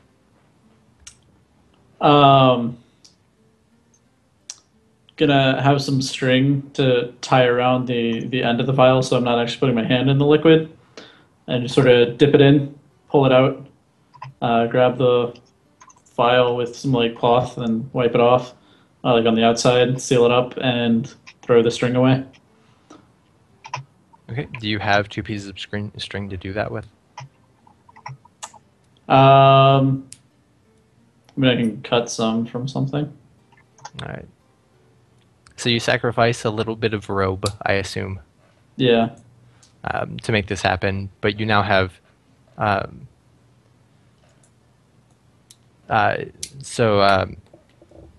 Gosh, I'm sorry. I'm drawing a blank. 2 vials. Yes, thank you. 2 vials of the clear liquid. Yeah. And you know these from your study to be incredibly rare. Okay. I say we move on. If y'all are done and want to step away from the bowl for a second, Sure. like I would get nearer to the door we want to go to next. Well, are we going to the right? That's the one that you were Yeah, but melting, we haven't. right? Yeah, but we think that one goes back to that hallway we already came through. Ah. Well, do we want to go back towards the screams then? Or do we want to press forward? Do we still hear them, or did they kind of die out? They're still going. They're less audible in the room, but you still hear them. Yeah, I guess we should go check that out. Or are you thinking of blowing up the bowl? Maybe. I mean, you can do that. I figure I should let everybody kind of get away from the bowl first. Okay.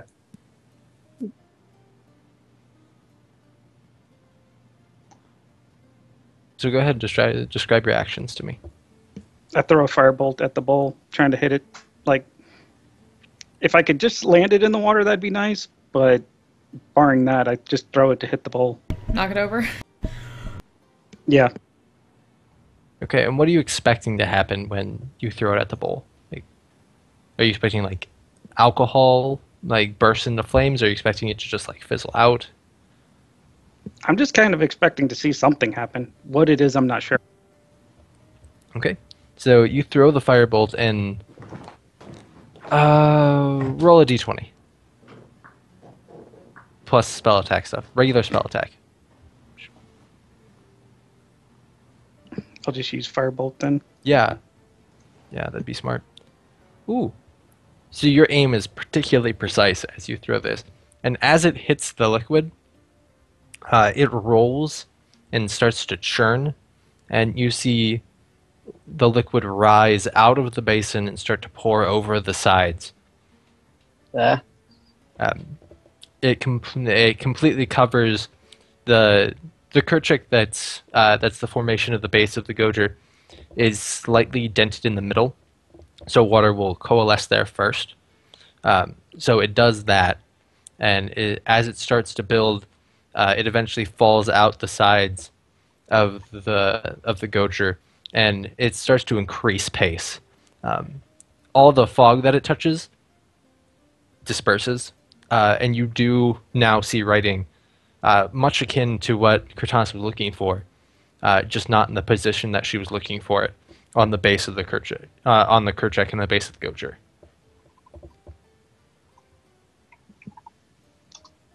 So this is new writing we hadn't seen before? Yeah, it was previously covered by the white fog. Okay. Can I actually read it from where I am? You guys are, what, 20 feet away from small writing? Probably not. It'd be difficult. And basically there's now an endless flow of water from the bowl, or is it just kind of like some spilled out? You're unsure. It's still spilling out, and the amount that it has already spilled is more than was in the basin originally, but you're not sure about the endless quality of it. I'll try ray of frosting it real quick to see if I can stop it from spilling out. Are you aiming for the basin again? The bowl, yes. Okay, so go ahead and make a attack with it. Okay, and this time you're not able to hit the basin itself. It's a weird angle from where you're at. It was awesome that you struck it with the firebolt, like exceptional. With this, you're able to hit the side of the basin, but you actually hit the water that's spilling over instead. Liquid, not water, man.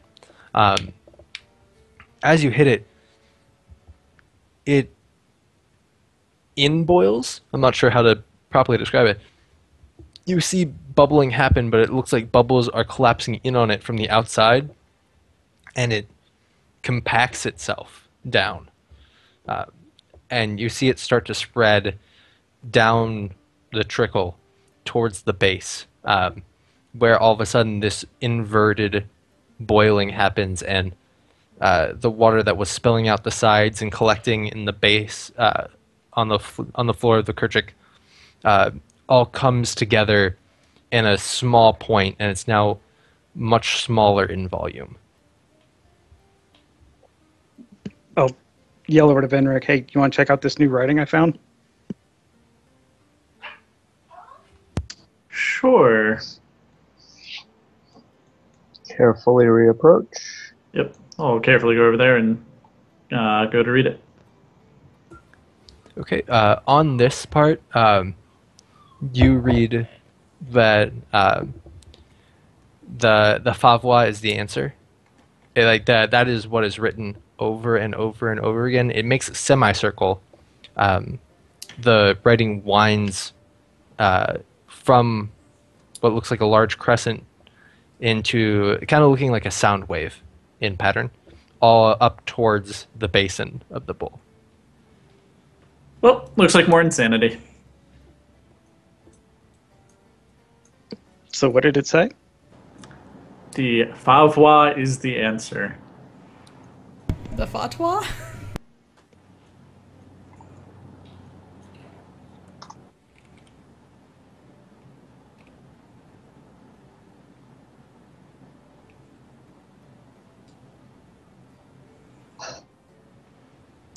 Yes.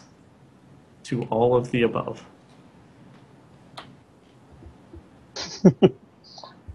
Well, well. Okay, so we need to find a favwa. Can I do some kind of a check to see if I know anything about that? Like Arcana, probably? Intelligence. Straight intelligence? History, if you have it. Here, I can do history.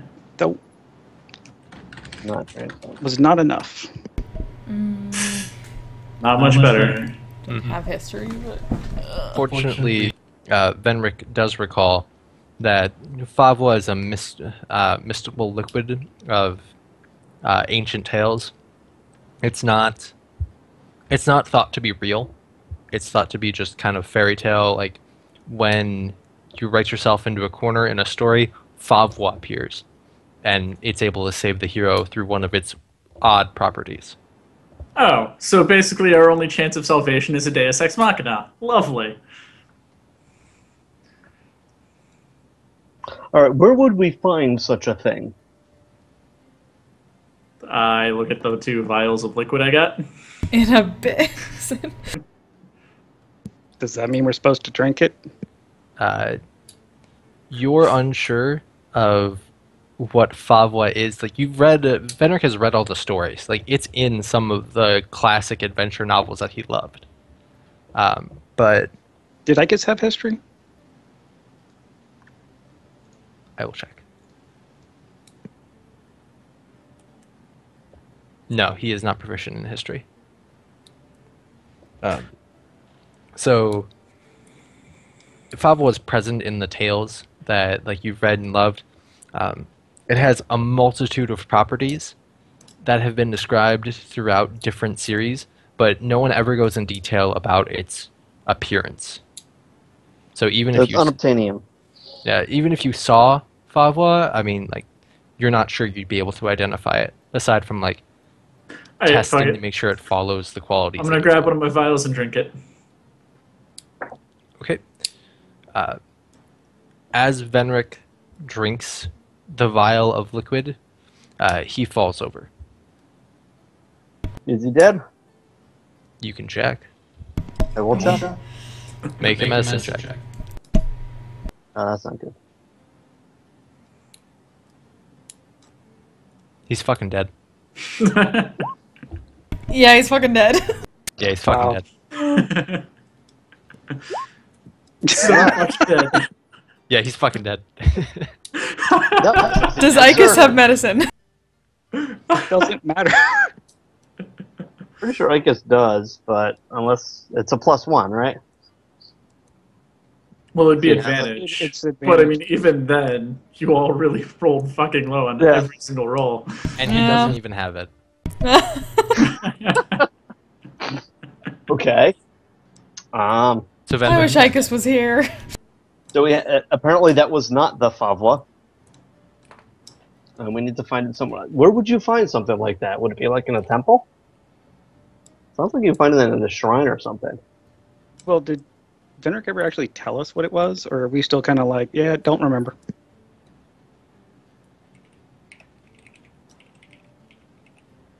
I don't think he told us. I don't think I did, no. hey, you're sleeping. Okay. Dead, sleeping. He went mad.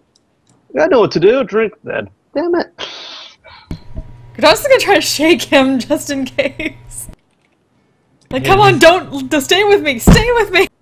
As you shake him, he starts to petrify as well. Like as you shake, like his legs kind of solidify in the form that they're being shaken into. Shit. That's an infernal.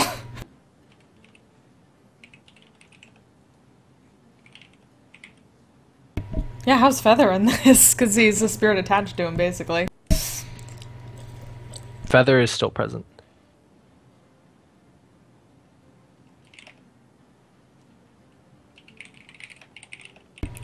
Does Belcax know anything about familiars? I know they exist. I too am aware of the existing. Like, do we know if, like, familiars are supposed to stick around when their person dies? I am not trained in Arcana, so I wouldn't know. It's an Arcana thing that I probably would know. You might. Favwa is a historical check if you want to see if you know anything about it.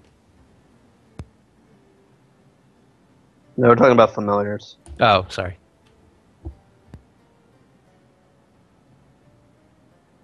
Yeah, I wouldn't know.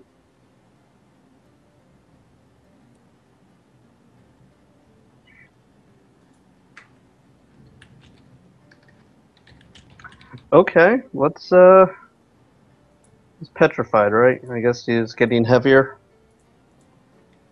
Could we pick him up and carry him with us?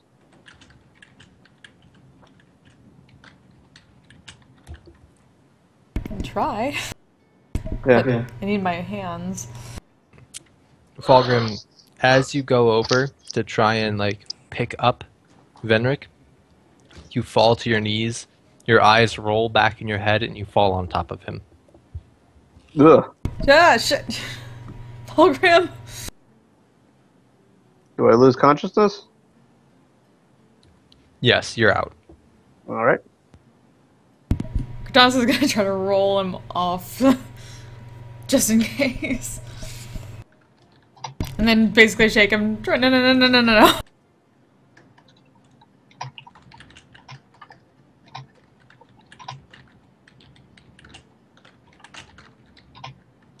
So as you shake him and try and roll him off, he follows the same suit. One by one.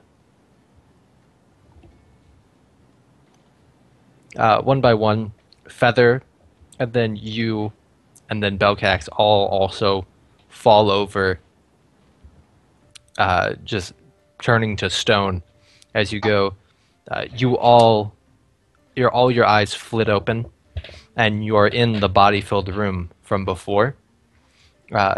You don't feel stiff at all, so you don't think that a long time has passed. But you see the creature from before, the body crawler handout, is curled up on top of Fulgrim's body. It's making a deep purring noise as its eyes are closed and its tails are curled up around it. Jolting right up. As Yes. you move spastically, it opens its eyes and starts to position itself on top of Fulgrim, facing you. Both tails now swaying up and down, pointing your direction. I magic missile it. Yep. So you hit it, and it kind of shrivels and kind of condenses, much the way a spider dies. It rolls over, and the tails flop forward, coming in.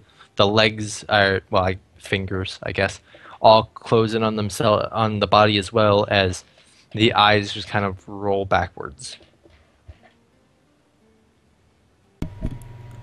What in the nine hells was that?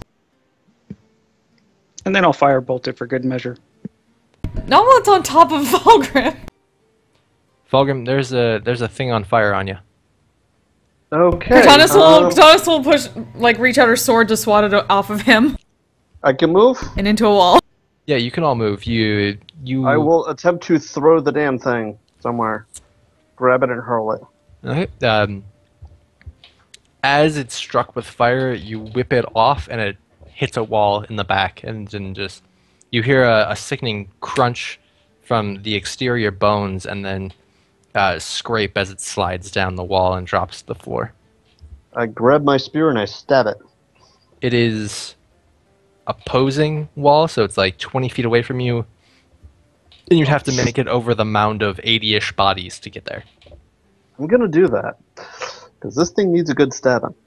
Okay. You go over, you stab it. On the underside, you see the legs all curled up, but you see two flaps on the underside of the torso-ish section that, as you stab, flap up and air comes out of them. I turn my face away. I don't want to breathe that in. Okay. You stab it a couple times for good measure. Yep. Making sure to turn your face away. Yep. It doesn't move at all. Okay. Good and stabs. Climb back over the bodies, and then... Thank gods for prestidigitation. Clean myself off a little bit. The hell was that? I guess it's as good as mine. It's a I don't want to see that thing again kind of a thing. And That is an we take a abomination. break. I will see everyone back at 9:10. Okay.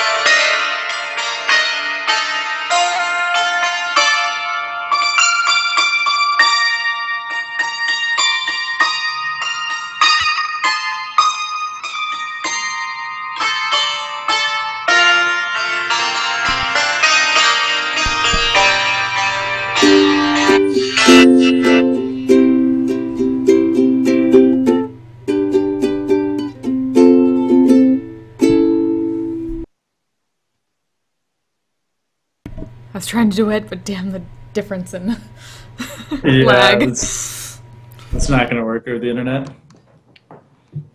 sadly. Though, so I don't know if you've ever seen a Halo drum or a hangpan, but I'm thinking of buying one really soon. It depends. Wait, Halo. I know what a drone is, but I don't know which type. Here. Essentially, this is like the actual specific model I'm thinking of getting.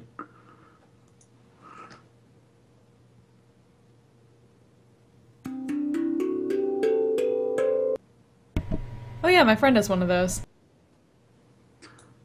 They are so fucking hard to find because most of the companies that make them have huge waiting lists. Like Really? you can't just like go online and buy them. Like there's a few companies that are like really cheap and crappy that you can get them readily available, but most of the companies that sell them have like lotteries for their waiting lists because there's so many people that want one. This is like the Fun Tone specifically is like one of the few companies that actually like has them available. I saw one that had the things at least somewhat like that at the Ren Fair.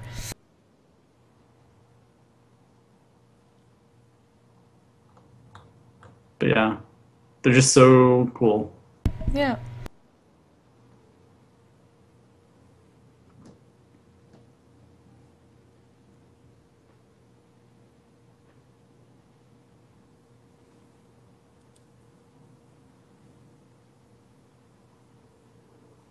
I have rehearsal this week, so I have to figure out a arrangement for new music.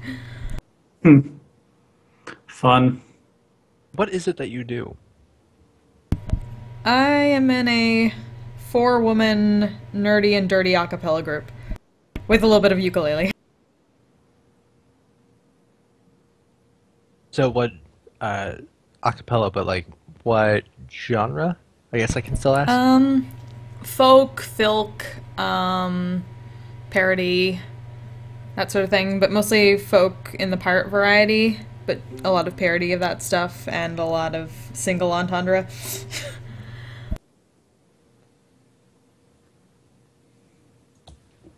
Alright. So, Like most maritime music tends to be made for guys to sing. We try to turn that around. oh, okay. Don't worry, I'm on board now. I got it. I'm fine. I'm trying to get a little bit more into filk parody. I don't know what filk is. Filk is sort of taking folk music and putting like fandom spins on it, or like sci-fi, fantasy, fandom types lyrics to it.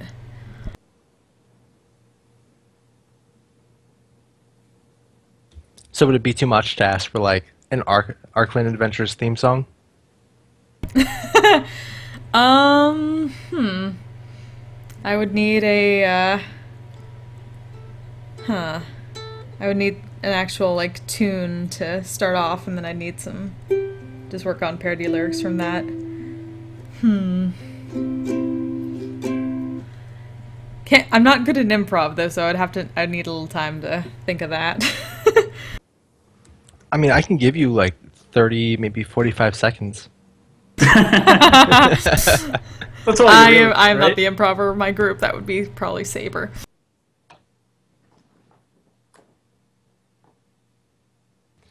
No, just future reference. If you show up and you're like, hey, guess what I have? And I'm like, I don't know, a character sheet? And you're like, no, a theme song. That's some bonus experience, inspiration, next level stuff. I can do sort of like that, but that was mostly dumb ways to die, so many dumb ways to die, dumb ways to die, so many dumb ways to die. It's at least one of our theme songs at this point. Totally I okay feel like with you that. need to start listing out the ways that we've all died, so. Mostly you and I guess. Yeah, mostly me and I guess. Now I gotta remember all of them. And of course you can't forget Cav. Aww. What, too soon?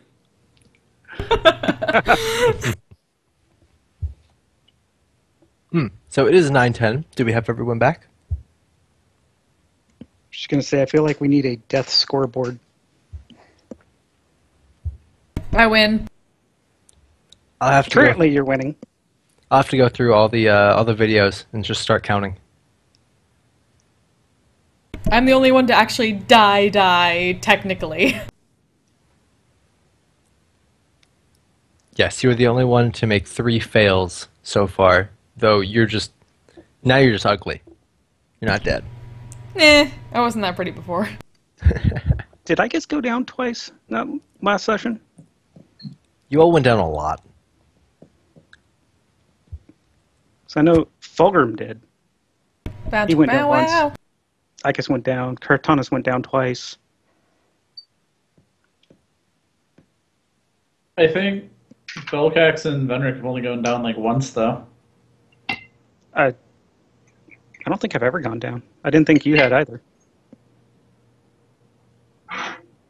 Oh no, we almost went down when the demon showed up, but then Yeah. the demon showed up. That's right. Yeah, that thing hit hard. And back. Thankfully, I made my save. Otherwise, I would have gone down.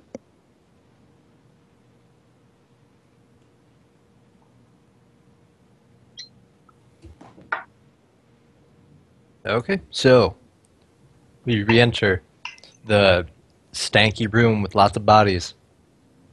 You have recently killed what I will be calling a body crawler, though you know not what it is. Head crab. Head crab. Pretty sure that's what it is. Kind of like more like a kitty that was chilling on Venric's or Corpse crab. Fulgrim's. Yeah, there you go.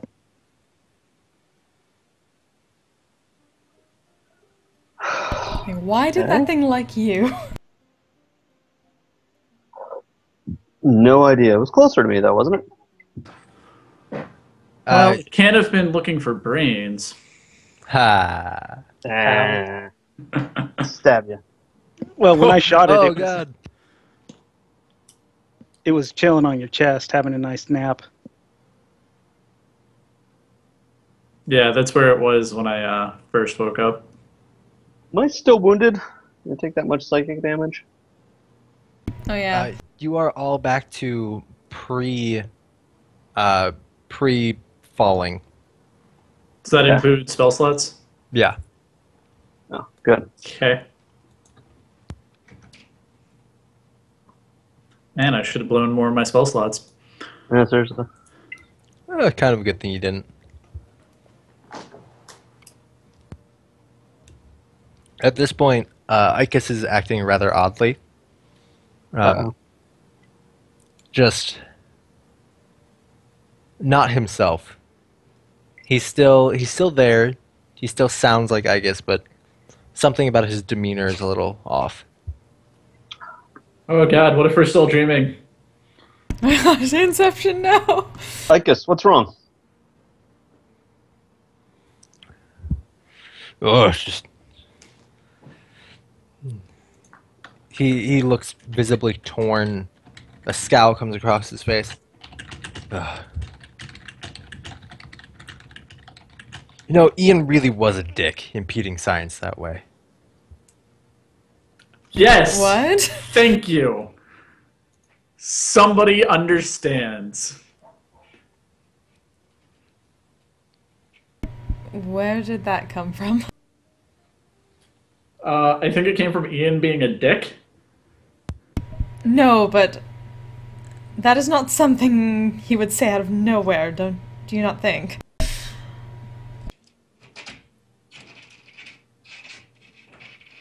That- Is he like, do I think he's possessed or something? He doesn't look possessed. He looks himself, just not his usual self. And as you start to begin talking about how he's odd, he's like, I am fine. There are nothing wrong with me. I am ready to continue on this adventure. Alright, her blades are out at this point. I'm going to ask him in Dwarven to state the name of his clan. Of his what? Clan. Ah, clan. I heard of his Conan. I was like, sorry, like the adventurer, like the barbarian. Yes. What, doesn't everybody have one of Be those? your Conan. Please state the nature of the medical emergency.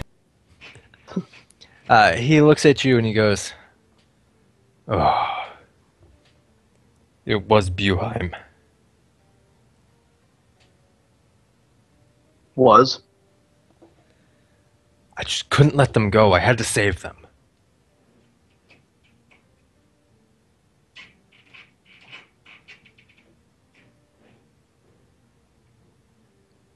Of course you did. There are something very wrong here. It's still in Dwarven, probably. Yeah. But I'm not relaxing or, like, loosening my grip on my weapon or anything like that, so... Was that the name of his clan? Buheim is the correct name. Okay. Yeah, I did get the name right, so... Hmm. He's a doppelganger, he's reading his mind. What was the name of that guy who did all the voices, our voices, because that's her first idea. Like, I wish I could remember that guy's name. Can I make an intelligence check to remember that guy's name? You probably don't need to- the town council guy. No, Yeah. that it was like a farmer. Yeah. Well, I think he was on the council, but yeah, he was the one who told us about the tower. Yeah, you don't need an intelligence check. He was a pretty prominent member of the city that you were acquainted with. His name was Ponabras. Ponabras, alright. Kratos is holding out her sword at him. Art thou Ponabras? Put that away, Kritanos. I'll There's ask no need to him- be so violent. I'll ask him also in Dwarvish, who won the tournament that we all met together. Oh, I did, of course. And how did you win? He gets the kind of sullen look on his face. Oh. I agreed to split the pot with you despite the fact that I could have won. You had nothing left in reserve, and yet we split it. All right. So he clearly doesn't have just like a passing knowledge of Yeah. Micah's memories. He's got full knowledge. Did he know that you didn't have any spells left?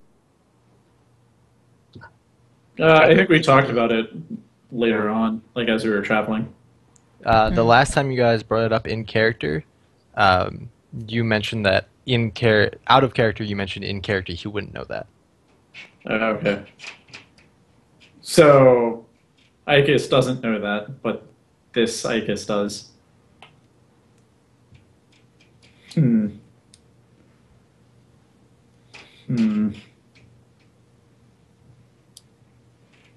Like, Kratos is looking confused because, yeah, she didn't know about that either.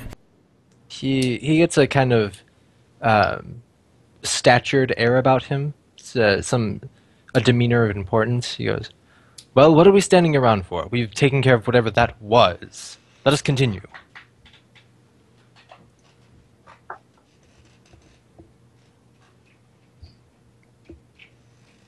I cast Detect Magic.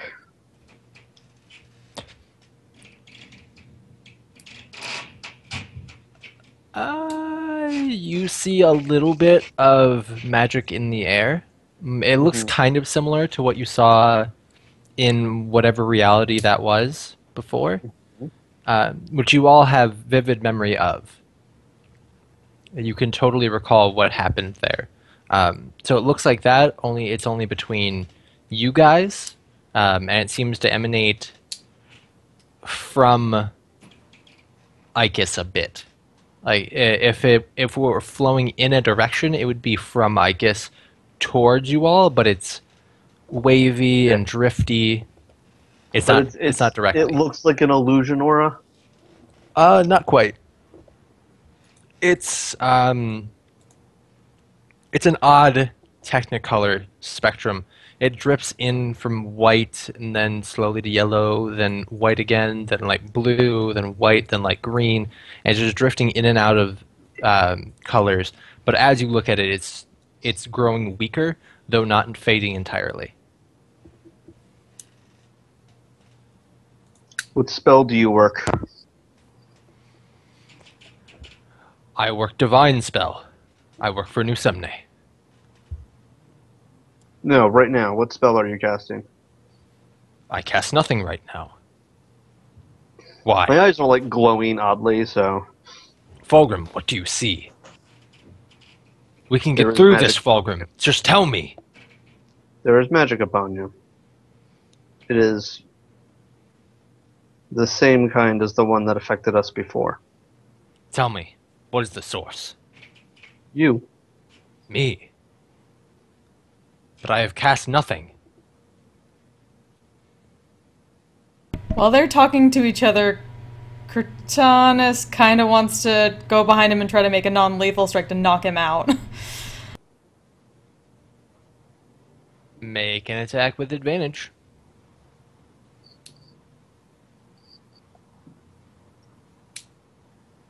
Boom. Booyah. Boom, indeed. Both hit for, what, 25? And he has 35.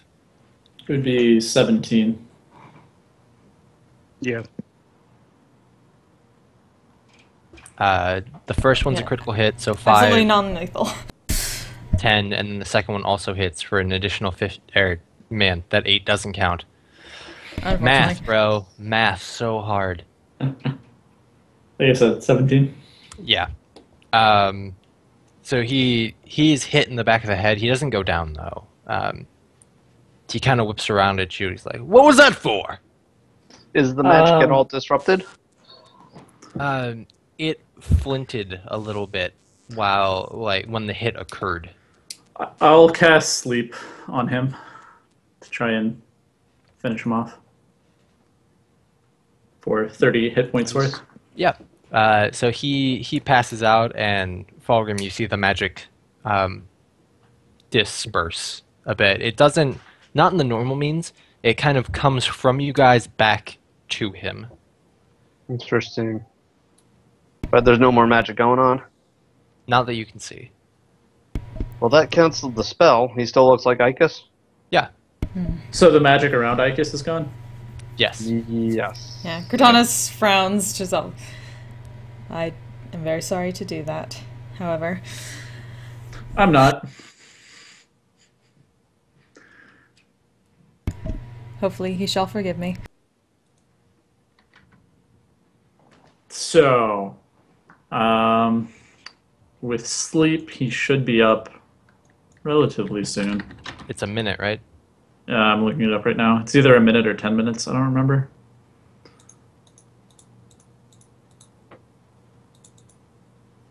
Uh, 1 minute. Do we want to tie him up while we're waiting?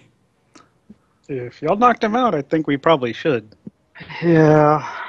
I don't want to, but we should. I do not wish to not trust him either, Fulgrim, however. He was enchanted. Exactly. I mean, he also went down pretty quickly, so if you want, we could just, like, not tie him up and then just sleep him again if he turns violent, but... We'll just tie his hands. I do not doubt that he would not wish us to contain him, were he enchanted. Alright. Fair enough. He'll forgive us eventually. I shall He's take the brunt of forgiven. this. We'll just buy him around next time we're at a tavern. That Fair I can enough. do. It is Nusemne's way. So, minute goes by, he wakes up. He just wakes up regularly. What is this? Untie me! Fulgrim! Why have you done this? And he's You were regular- enchanted. Enchanted? How so? Not sure, but some other personality was coming through your voice. Whose? What was his Everyone's. name? Anonymous? A little bit of everybody. A little bit of many. But...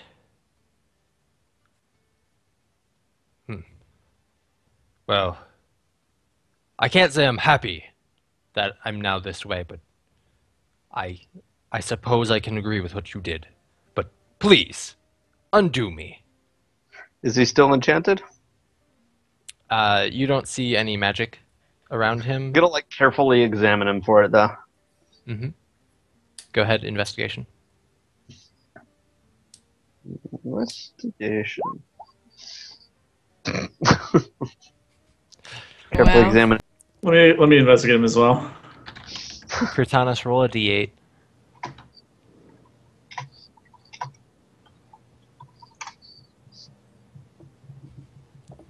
Yeah, Fulgrim is close and he's like, have you been putting coconut oil in there? It's so well kept. Venric, you also use... You gotta go with the Chichova and the Argon. Did you also use detect magic to investigate him? No, just investigating him normally. He looks like the Icus that you know. Okay. Good enough for me. Yeah, I don't see anything. Except for some excellent beard oil. Well,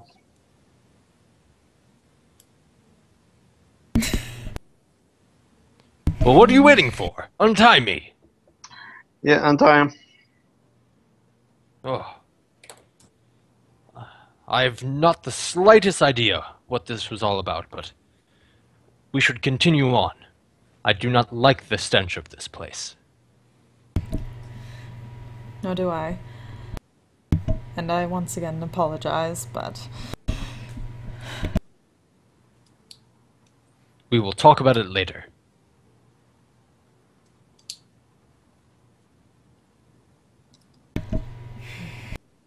So,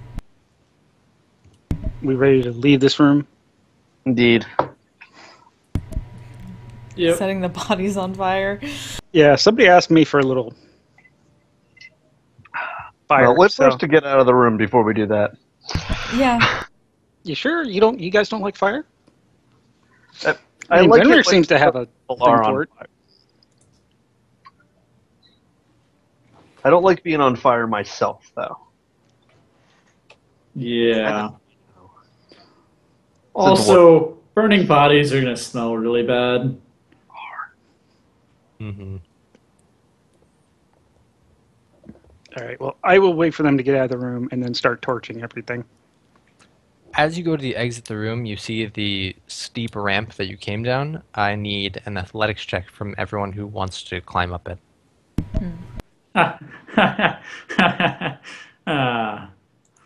Booyah! Huh? Athletic like that. Wow! Decent. Look at Venric go.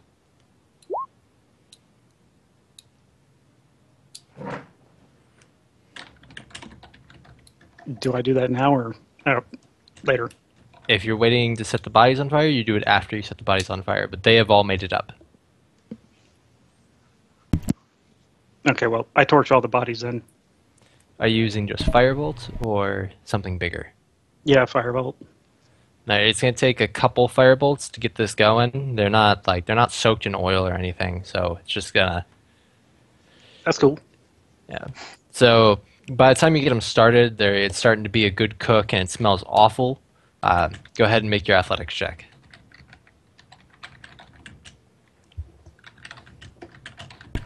Would Yes. the rope be help with aid?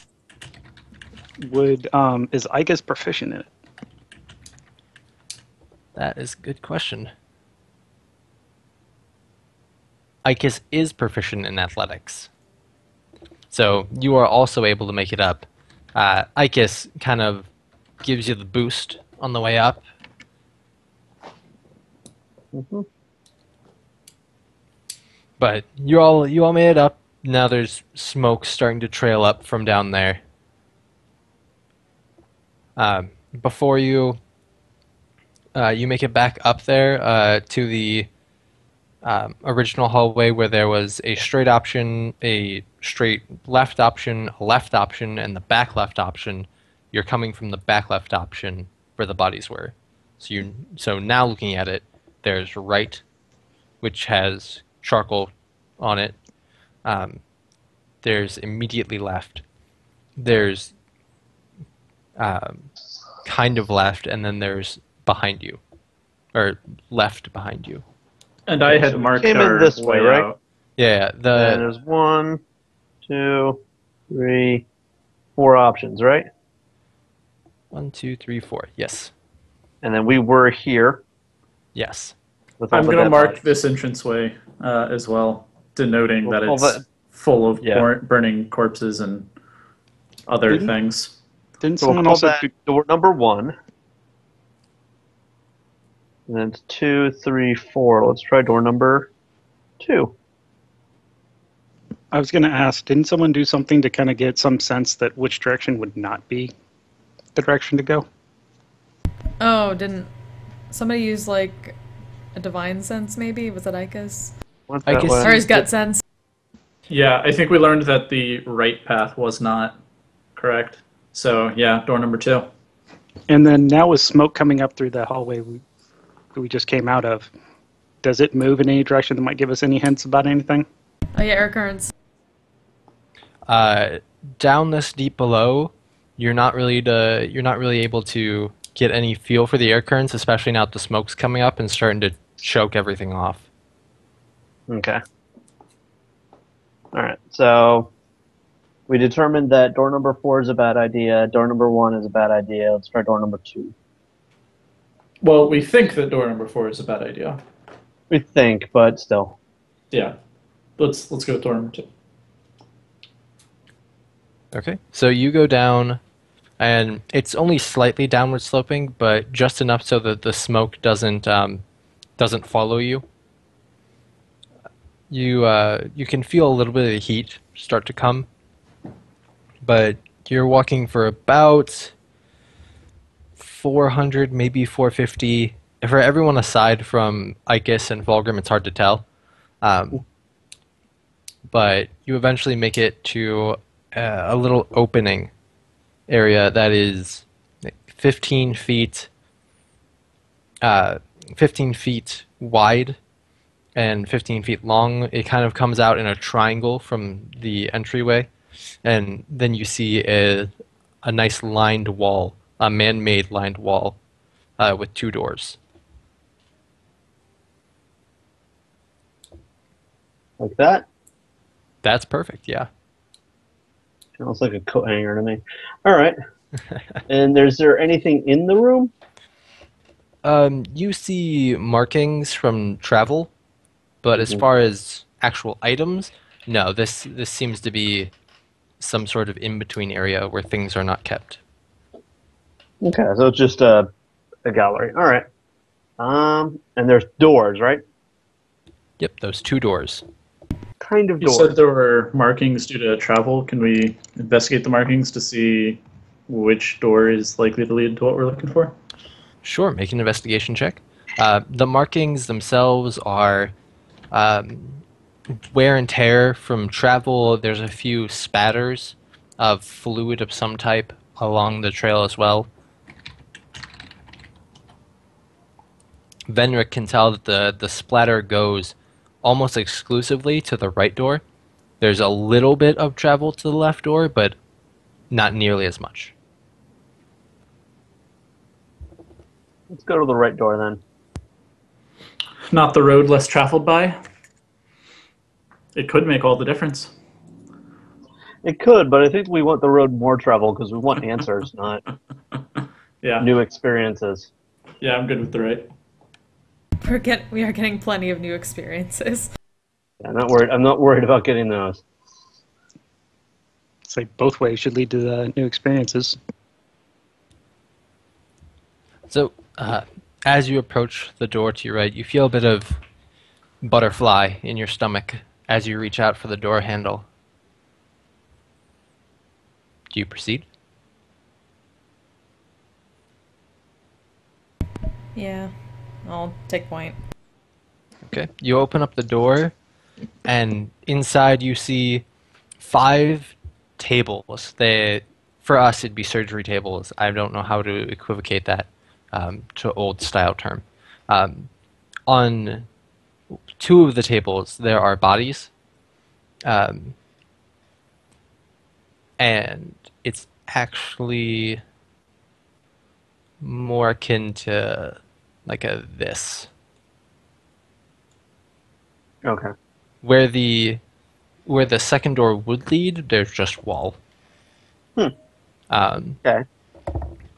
But so on one wall there's tool and implements. You see some minor saws, some large knives.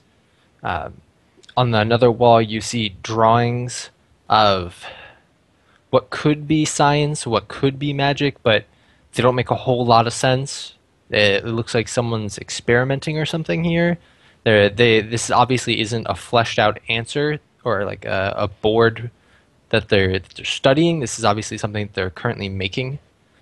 And of the two bodies, you see one who is a young man, brown hair, a little bit long, but otherwise fairly average when it comes to weight and height.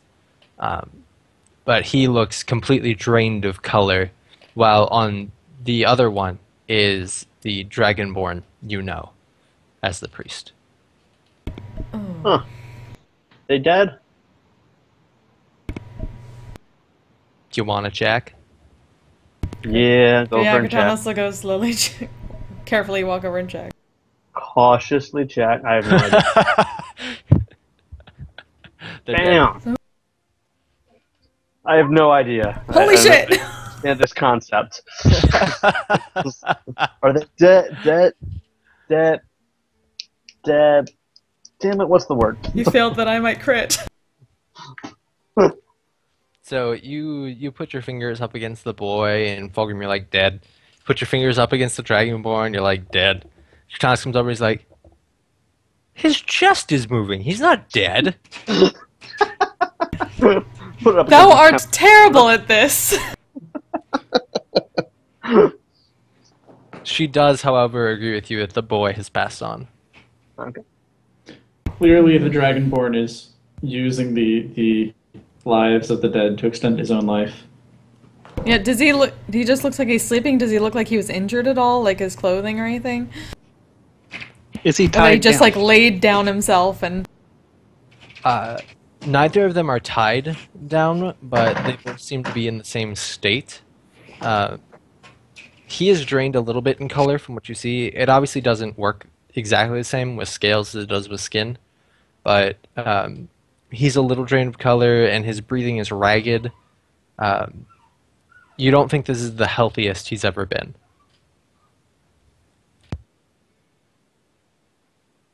I feel like we should probably check both of them for bite marks. Just putting that out there. Not a bad idea. I will keep watch on the rest of the room. I have enough time with them. So are you just like standing in one place looking around, or are you like walking around? Yeah, I'm just standing there looking around, making sure nobody runs in the door and tries to kill us all. Okay, give me a perception check.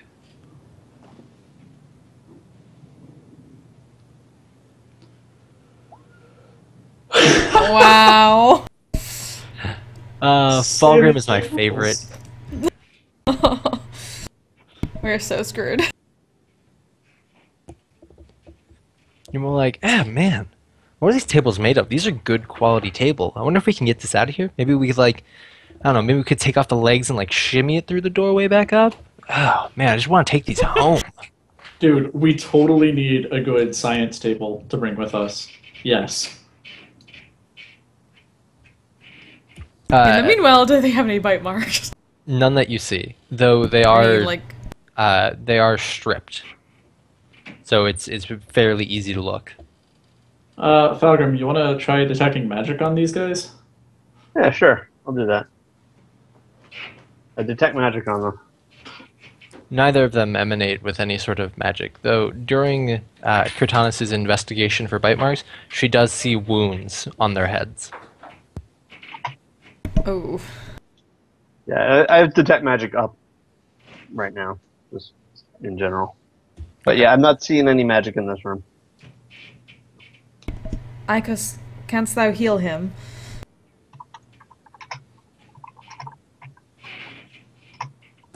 Yes, of course. Stand back. He he puts his shield down on the table and puts a hand on the symbol as he also grasps the priest's hand.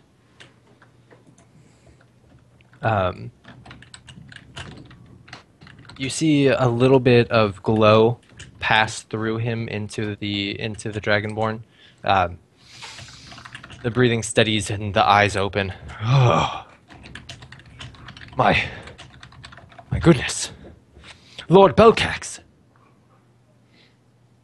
where am I?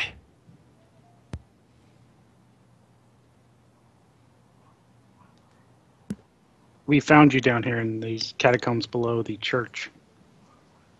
Below the church? What catacombs? There are no catacombs below my church that I know of. There was a trapdoor by the altar. By the altar? Why, how did I get here? The last thing I remember, there was a wrathling. My God, is the town okay? I believe there may be worse things to deal with at the moment. Good news is the curse is gone. Oh, that is good news. And what of Cav? Let's stick with the good news for now. Oh, The good news is the curse is gone. yes, of course. There okay. is much to be dealt with right now. I did not mean to question you. I apologize.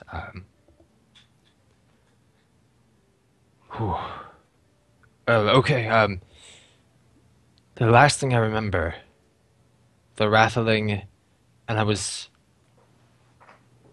headed back in the church from the coops out back. I did pass by the altar, though. I can't remember anything after that. You say you found me here. Yes. What else? And we With found him. you with... Yeah, do you recognize him? He looks over, for the first time noticing that there's another body on one of these tables. I do not recognize that man. I does just want to not- roll insight for like everything this guy said so far.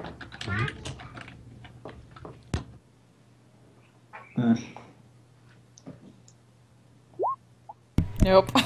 Is that something Ikis is proficient in?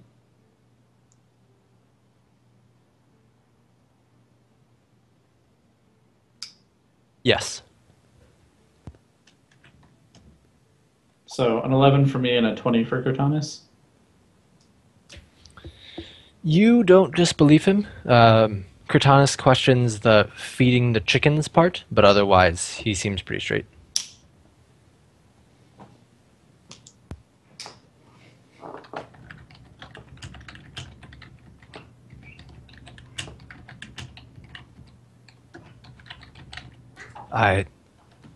What else have you seen down here? Abominations, death. What hast thou been doing in the city? Me? I did not even know of this place. How can you have 60 corpses beneath you and not have any idea of it? 60 corpses? You found bodies down here? At least 60. Probably more. Probably more. Were they the villagers? Who were they? That's a good question. That's what we're asking you. I do not like this place one bit, nor do I like being exposed in front of a high lord of the Fenkin-Cabradans. Does anyone have an additional robe that I might wear?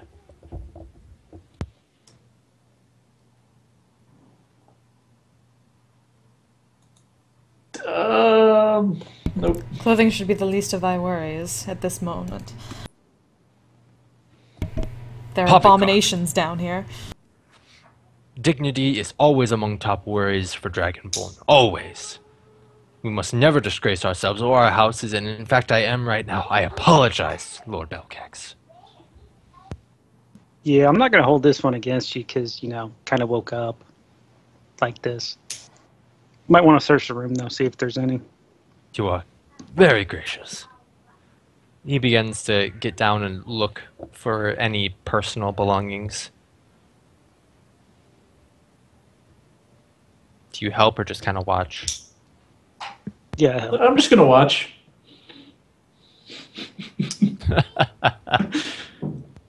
Cortana's making sure that there's nothing else, like, slithering around here.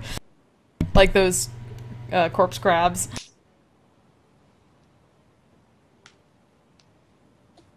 Perception to look around, investigation to really check.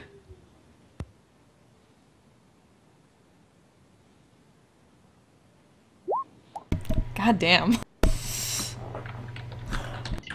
We're observant today. That is a lot of crits. A lot. And I get a decent roll to do absolutely nothing. Yeah. Venric looks Thanks. at ease doing nothing while you all... I don't even know what you're doing. Like, maybe you're agreeing with Fulgrim at this point. Like, you know what? I don't think we need that table on the left. I think we need the one on the right. This one looks a little more worn. If we're going to take a table, we're going to take one that's nicer. Okay, so like not even like joking. Yes, we should. You never know when you might need a good Are there, dissection like, metal table. tables or stone tables or? Yeah, if you want to carry it, feel free. I'm imagining like a really nice like oak. They're a really nice combination of metal and wood. Yeah, look. You know, you think you don't need it, but when you need a good dissection table, you need a good dissection table. That's all I'm throwing out there. Here's the thing we have to keep in mind with that though. We don't even have a cart anymore. This is true. Do these things have wheels on them? They do not have wheels. Okay, so. Well, while they're doing that, Cortana's is going to ask the priest what all he knows about this sort of, this, what was it, 10-day feast that kept being talked about because the corpses that they found all were missing body parts. Missing Yeah, where's body the- parts? Which ones? An amalgamation. Yes. I do not like what I hear, though. Please, come look at this. He's gesturing over to a point in the wall.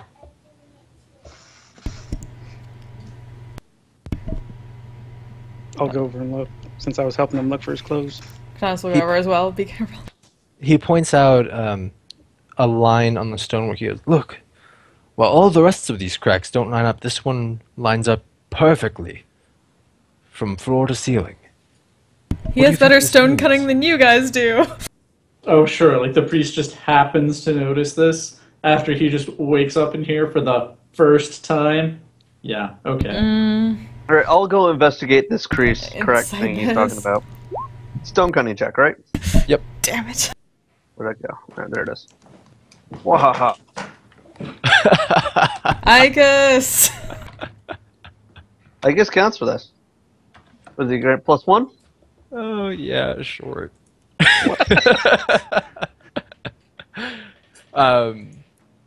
Despite the expertise. fact that you're a little out of it, preoccupied with other thoughts,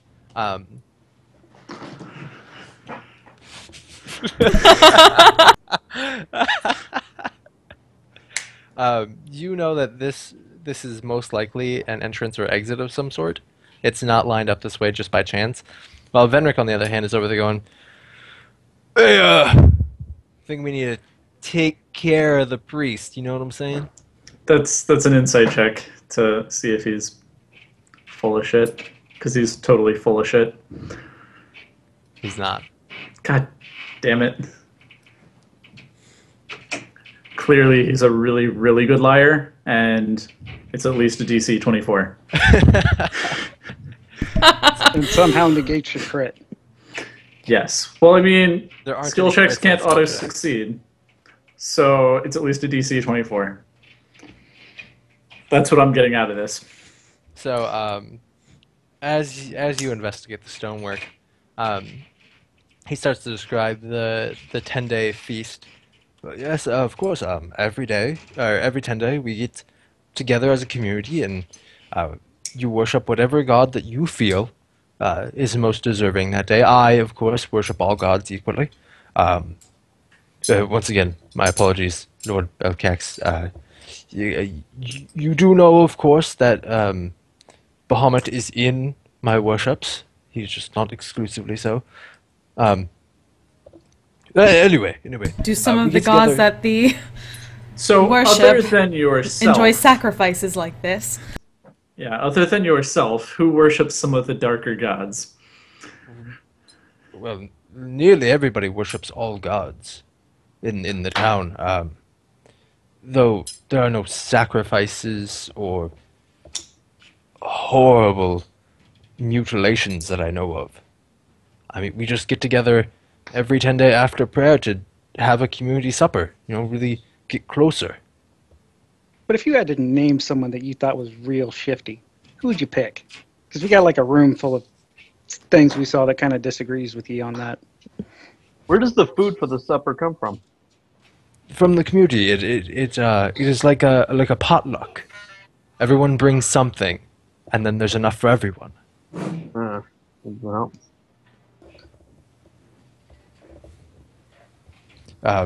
As far as anyone being shifty, as you say, Lord, I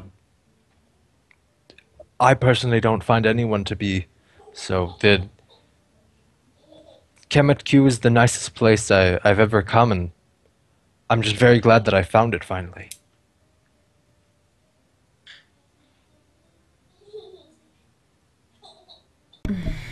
Despite being covered in dark magic and then sitting on top of corpses, it is quite the place. She's a bit sarcastic at that point after what she's seen. Did you mean was? His face kind of drops. But, my lord, what do you mean was? Don't worry about it. We'll tell you later. My lord, I don't mean to insult you by pressing the issue, but what has happened in my home? The curse has been lifted, remember? Yes, of course, I don't mean to question you. His eyes hit the floor, dart back up to you, and then back to the floor.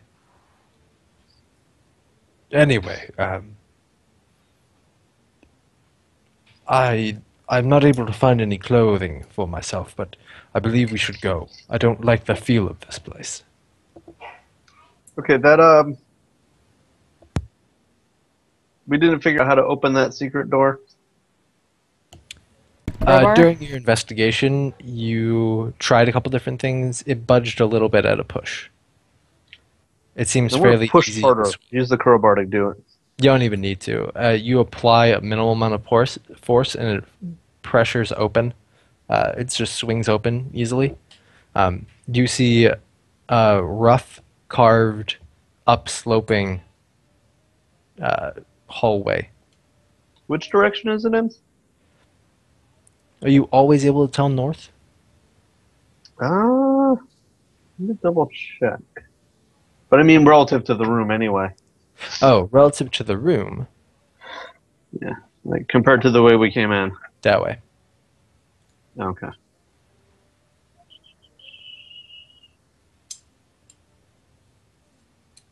I don't even think I get automatic depth sense anymore. Well, they have just neutered dwarves.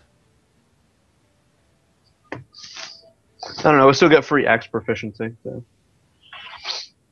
All right. Kurtas is going to ask the priest when the last time random adventurers came upon, like outsiders came upon the town that he knew of, and what happened to them. When did they leave? They left. Well, you all came about 2 or 3 days ago, I assume. I assume I haven't been out for that long. Before then. Oh, right, of course. Well, before you, there was one individual, a slightly odd fellow, very eccentric, you know. Went by the name of, it was something silly. What was that? Gab or whatever. Yes, in fact, that's it. Oh, He called himself Calf of the Drive or some nonsense. He never was a really good dancer, though we did make him try at the community feast. Damn it. Either way, he left after merely a day. He was only stopping by. How long ago was this? Oh, I would say a couple months ago. No, had to be more than that. When was, let's see. There was Cav, and then before Cav there was that. You know, actually, I think it was, somewhere close to a year and a half ago. That is a very big jump. Sorry, I lose track of days sometimes. You know how it is in small towns where hardly anything ever changes. We don't get many visitors, and well, when they do, they stick out as if they were yesterday. Though it's not always yesterday, you know.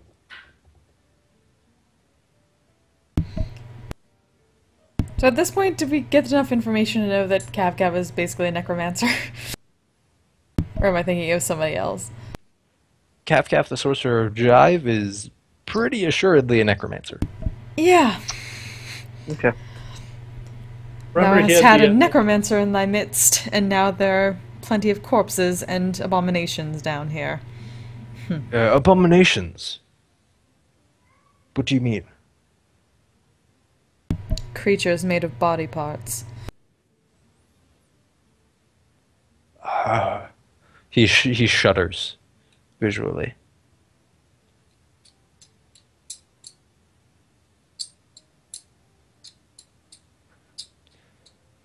Is this an exit? Do we know? We do not. One way to find out. Yep, we also want to be sure we're not leaving anything down here. Alright. Yep, let's try the hall. So you walk in. It is an exceptionally long walk. It is like 2 hours long walk, and just like gradually upward sloping. Eventually, though, you do see a light at the end, and as you come out, it is the above-ground world that you know, though nothing you recognize is in sight.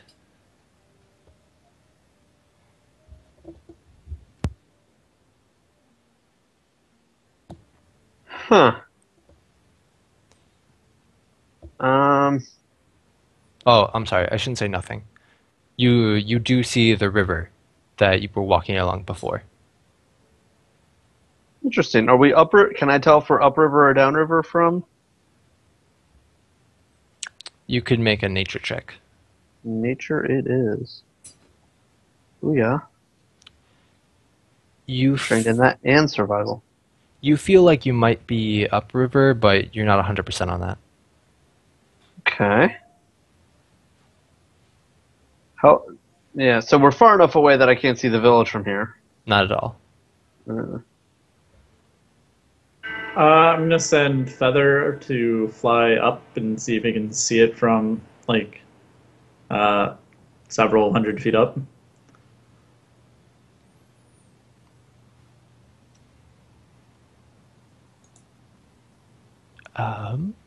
Do you need me to roll perception for that? Yeah. I'm trying to think of when something fades out of sight. Yeah. Well, I mean, he's also a hawk, Yeah. so Go ahead and roll perception for him. 16.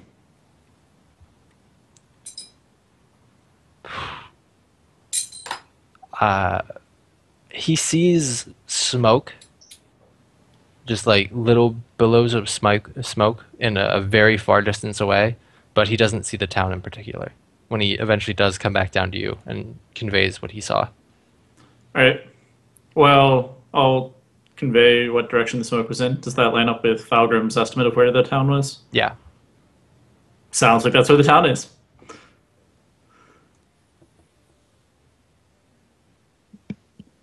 Do we go back that way or do we go back through the tunnels? Well, do we go back? Oh, we have to go back. They're expecting us. I vote we go overland, because I don't want to go through those tunnels again. Fair enough. for what it's worth, I mean, what's left there for us? Well, we should at least make sure the priest gets back so he can tag along with anybody else. Mm-hmm. Somebody lend him some pants or something. Thank you, Sir Dwarf. I appreciate that very, very much. I'm sure I'm just going through my inventory here. I don't have any spare clothes, or I would have. Yeah. Yeah. There's some rope. I'm sure we can find a few leaves for him or something. Cortanis will remove her sort of half cape or something like that that he can use as at least a cloth of some Kilt, sort, a wrap yeah. around, a towel kilt. type thing. He ties it and tucks it as you would a towel. Well, I do appreciate you all escorting me back to the village, though you said it was... please explain to me fully what has happened to my home. Yeah, are we on the way back to the town now? Like, Yeah. You guys started to walk, but then he stopped and asked for the details. yeah, I was gonna fill him in. Like, say I was gonna fill him in on the way. So as we're walking, I'll tell him what happened with the Wrathling and the town and all that good stuff. Everything's gone. Not quite everything, but there's not much left. And the But- people, they plan to leave? Well, but the curse is gone too, right? You remember that part? Yeah. Did they say where they were headed? I don't think that had been decided yet.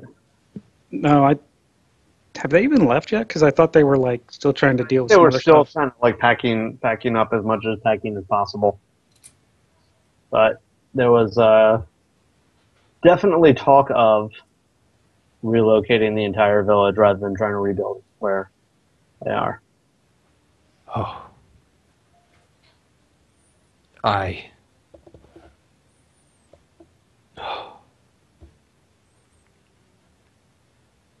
Well, I thank you all for your honesty. I am torn.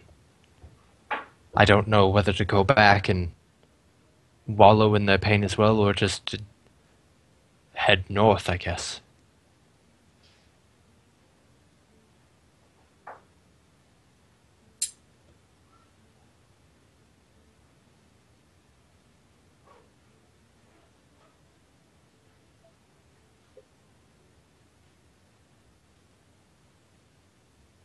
Well, do you all have any advice for me?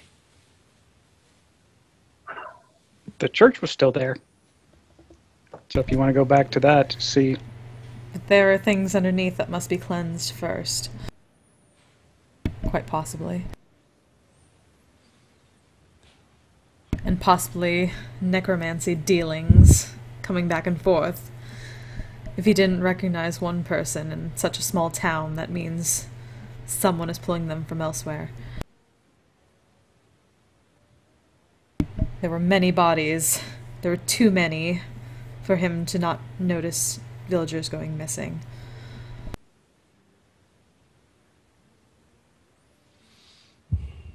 Well, to be quite frank, I fear the church now that I know what lies underneath of it. To think I was taken while within its walls, I could never sleep there again, and there will be no one left to pray.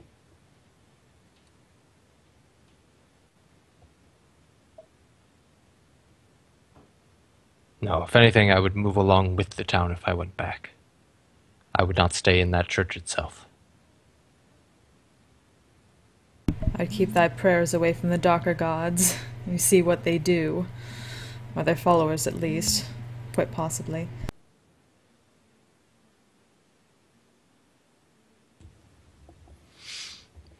Mayhaps you are right. Please, let's continue. I guess I do wish to stay with the people of Kemet Q. Did you give a nod? So you walk.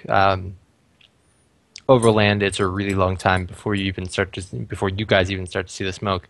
At which point, you see shapes. They're a little far off at this point, but you see a group of humanoid-looking figures all rapidly moving ahead of you. As you get a little closer, it turns out to be humans and orcs engaged in some sort of scuffle. You're not able to tell the reason behind it, though. Orcs, you say? Indeed. Okay.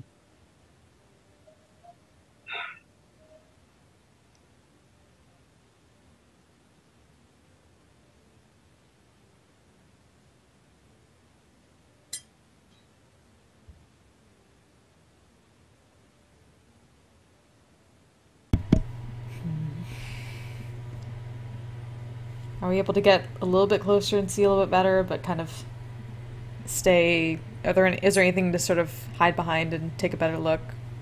With There's cover? not a lot to hide behind anymore. The rattling cleared out a lot of obstruction before it met its untimely demise. Us is coming all the way. Okay. So, like, if you get closer, it's pretty much like you're gonna be in the scuffle soon enough. Hey, Benric, can you like have Feather take a look? Yeah, let's go ahead and send Feather in to scout things out for us. Okay. You see, Feather sees rather, a bunch of orcs. They're not well clad or well armored.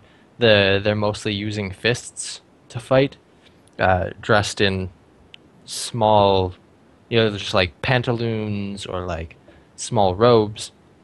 And there's one deep within the group of humans. It's kind of like a Sharks v Jets kind of thing, where the two opposite sides are meeting head to head.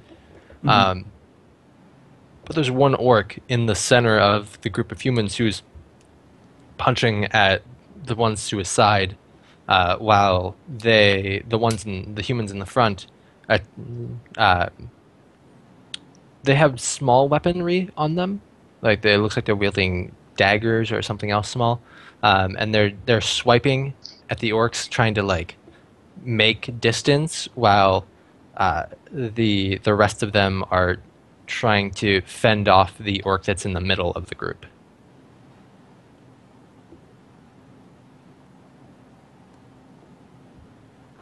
I will explain this to the group. How far away are they now? You could probably reach them if you were running in less than a minute. Yeah, I'm gonna do it.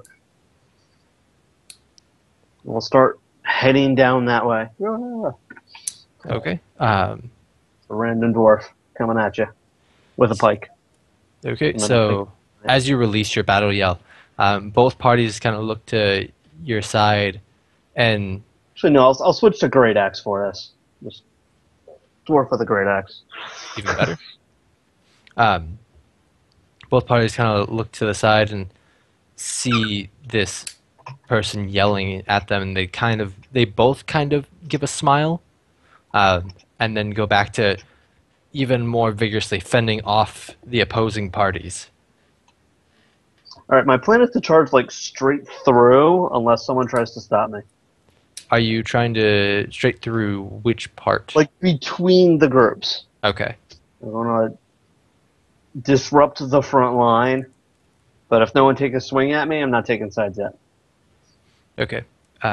Everybody else? Cortanis is looking at Belcax for info on what he wants her to do. I'll try to keep up, but getting to about 100 feet, and I'm good. Yeah, I'll relatively leisurely follow along. I'm not like running headlong, but moving. The priest covers himself with the cape and goes, "I will wait here for you all." That would be wise. So, Fulgrim, you run in and split the sides up, at which point they both back up. The humans are able to get the one that's in the middle of them, and they start to flee with it in hand. now that you're closer, you see them. The humans are dressed in. I want to say tailed. Gosh, do you know those old leather jackets that had like the fringes on them that came down forever? On like the front? Like the front and along the arm. So when you raised your arms, there was like leather strips dangling. Like cowboy Yes, jacket, yes. yeah. Okay. Okay, Like a so motorcycle jacket. yeah, so it had. They're wearing a lot of clothing with those type of adornments on them. As they Motorcycle riders, they must be evil. as they start to run away, all of the orcs. There's 5 on to your left, and there were 7 humans plus that additional orc on your right.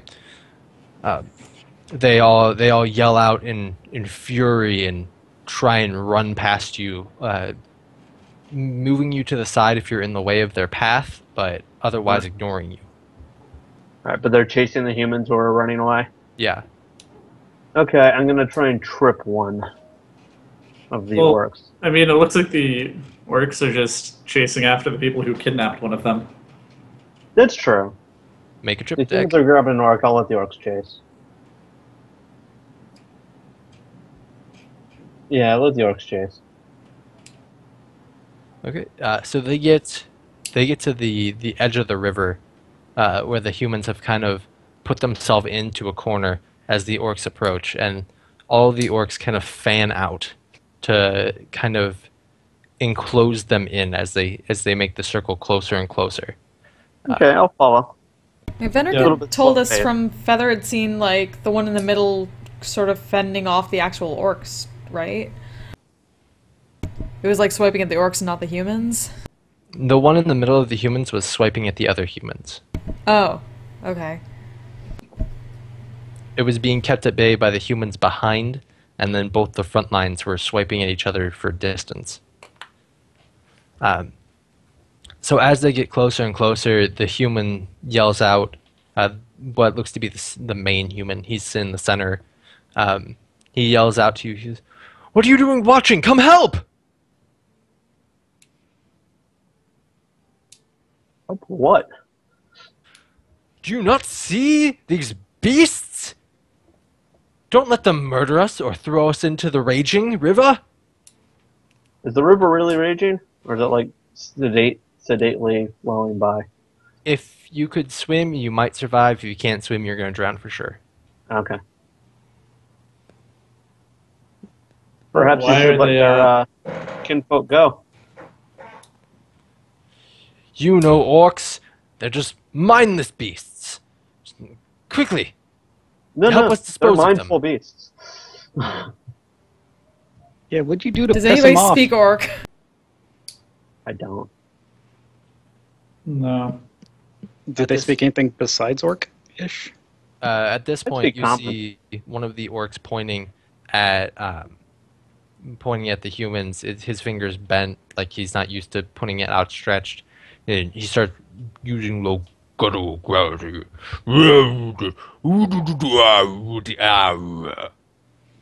He's looking at you while he points at them.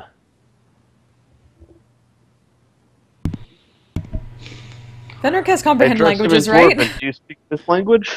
If you feel like keeping them at a standstill for 10 minutes, sure. Oh, rituals. We can form a barrier here if like we can So keep you're two you're a wizard, right? Yep, If you had prepared it, you could just cast it, but I'm assuming you didn't. I did not. So I can cast it as a ritual, but that'll Right. take 10 minutes. Yeah. And we don't have 10 minutes. I tried dwarven with the orcs, though. If that doesn't work, I'll try abyssal. At both attempts, both parties seem confused. Yeah. They're at least like apart right now, right? If we like formed sort of Well, a the barrier humans between them so they can't. Huh? Fulgrim Right, is the you- only one there. Everyone else said they were staying back a bit. No, we were still going there. We just weren't like rushing in headlong like he was. Yeah, you guys are like 100 feet back Okay. from Belcax's description that you guys agreed with. But the humans still have their hostage, right? They have the orc that is in the middle of them. Right. He is unconscious at this point, though not. He's still breathing and stuff. He's not dead. Yeah. I'll approach from closer than 100 feet. I'm just like not like running in. I'm just like strolling, walking. Yeah. Katana will ask Belcax if they he wants catch her to up. run in and help him. It's not running, but we can definitely get in. See if we can get in the middle of this. Yeah, I'm going to tell the humans that they should let the other orc go if they want to be left alone. We can't do that. We need one. The hell do you need one for? The shadow calls for him. The shadow needs a sacrifice. And that's supposed to put me on your side? Well, you know the power of the shadow, and besides, these are orcs. They're not real people. I'm familiar with both concepts, and they're both wrong. Let it go. We'll do no such thing. The men behind him, their faces disagree, though they say nothing. I give an exasperated sigh. Am I close enough at this point to see what's going on? Yeah. Talk to them? Yeah, they want to sacrifice an orc Right, to the right. shadow. And it was just the one in front that was mainly pushing for it. The others were looking a little bit more scared. Yeah. The lead orc now looks to you. "Ududua! Ududua! Ududua!" Soon enough. Right. I don't know what that means. So let's just go ahead and go with a phantasmal force on the lead human. Trying to decide what I want to happen to him.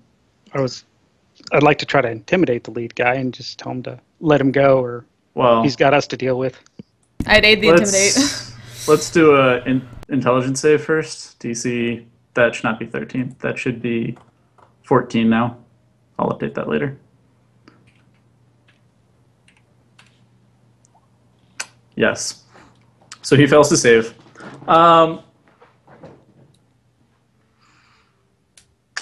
Yeah, so he is going to see a demon pop out of his stomach. Just, like muscle colored, that sort of thing. We're going alien here. Yep.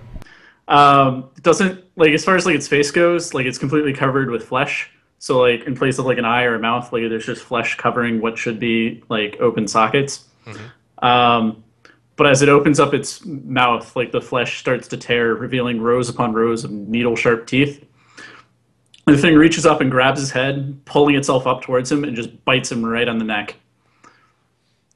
You see him, but his face goes crazy, but not with fear, more with excitement. He starts yelling out in a crazed fashion. He's like, "The shadow has chosen me! I've been chosen!" And he just kind of like throws his arms up as he goes to his knees and kind of like accepts the fate that he assumes is coming. Wait, all the bodies we found were different species or different races, right? Yeah.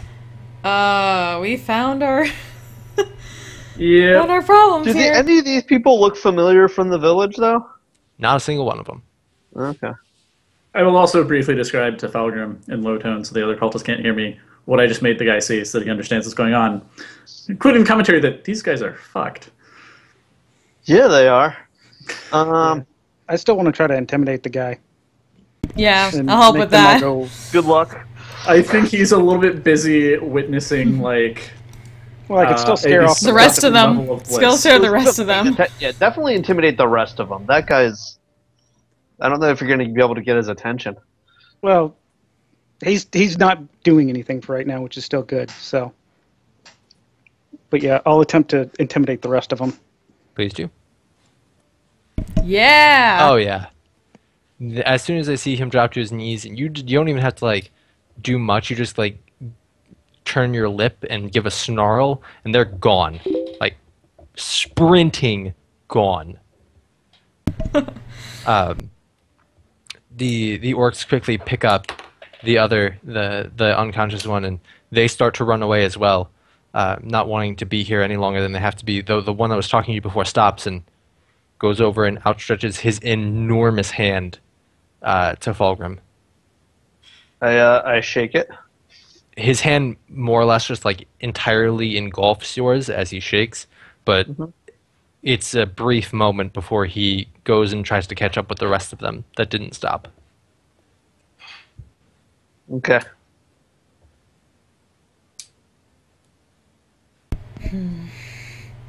The priest yells to you, "Is everything solved down there?" The cure. Cortanus is just Cortanus is staring at that guy and just like waiting for the magic because she wants to know whether they were the ones that have been doing stuff underneath the church. You know, he's still alive at this point. I could like call off the. Yeah, I was gonna say let's tie him up and then If we want have to. dinner. Yeah. Call it off. That sounds good. It's actually not going to disappear. It's just going to start eating. It's just going to stop eating him, so that he's no longer taking damage from it. Ooh, can it You talk? should have it talk to him and ask him questions. Ooh, that's a good point. Yeah. So I'd like to aid him on his deception if need be.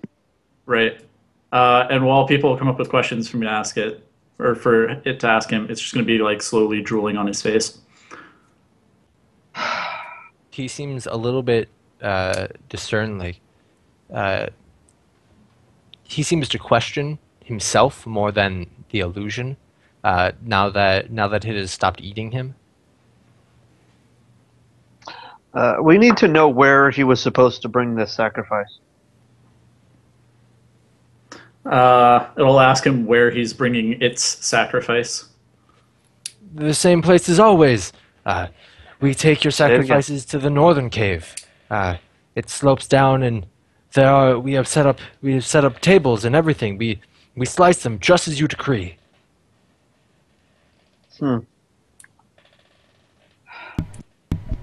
Where is my last sacrifice? How about that? Well, Ooh, it sounds good like they're all in that place, right? Like, or Good what- question. is though. my last sacrifice? No, where's prepared? my last sacrifice? Yeah. Ask it exactly like that. Sure. Where's my last sacrifice? We found a dragonborn that we were going to give to you. He's on the tables now. Though the one before that was a boy. He's not quite sliced yet, but don't worry. He's ready for consumption. The moment he says that, Cortanus wants to attack him. Yeah, but we don't need to know who's giving the orders. Also, what they do with the sacrifices. I mean, we know they dump the bodies, but what did they do with the other parts?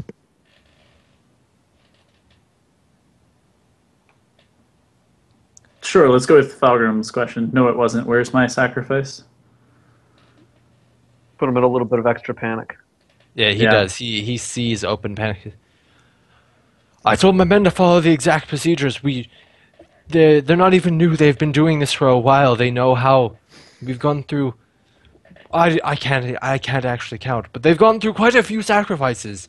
Yeah, we've been doing this for at least 4 seasons. They messed up. Who trained them?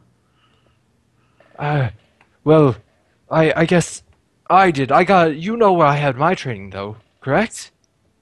Remind Apparently me. they turned him on. Of course, I was a part of the Mofwa clan before. I thought that they were too lenient with their capturees. They weren't properly sacrificing to you, the Shadow. My God, they didn't even kill or butcher them. They just kept them locked up. That's no way to feed you. Where are my other followers? Those who think like you do. Oh, my lord, we are everywhere.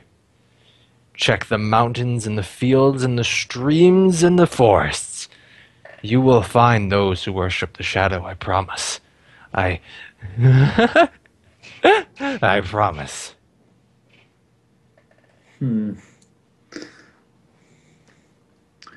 I have some new initiates to introduce. How can they um, denote themselves as my followers.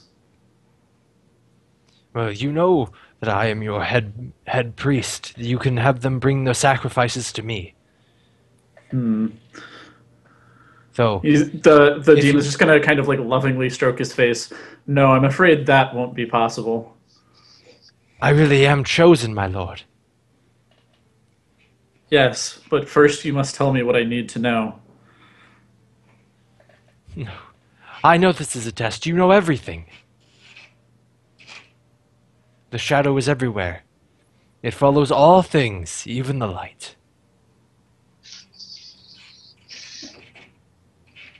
And you have failed it. Yeah, it's gonna snarl and say, "Answer the questions or fail." Of course, of course, of course. What do you need to know? Anything. How my new followers or how my new initiates may denote themselves to any cult, to any of follower as one of my own. Well, um, uh, we all go through the dream. Explain the dream. Of course, you said explain everything. I shouldn't leave it at that. We take one of your loving body crawlers, and we entrance them all. Then they share the memories of those who they go in trance with. Once you know who some of us are, it's not hard to figure out who the rest of them are. We're all very forward with each other, you know. But if that ever fails,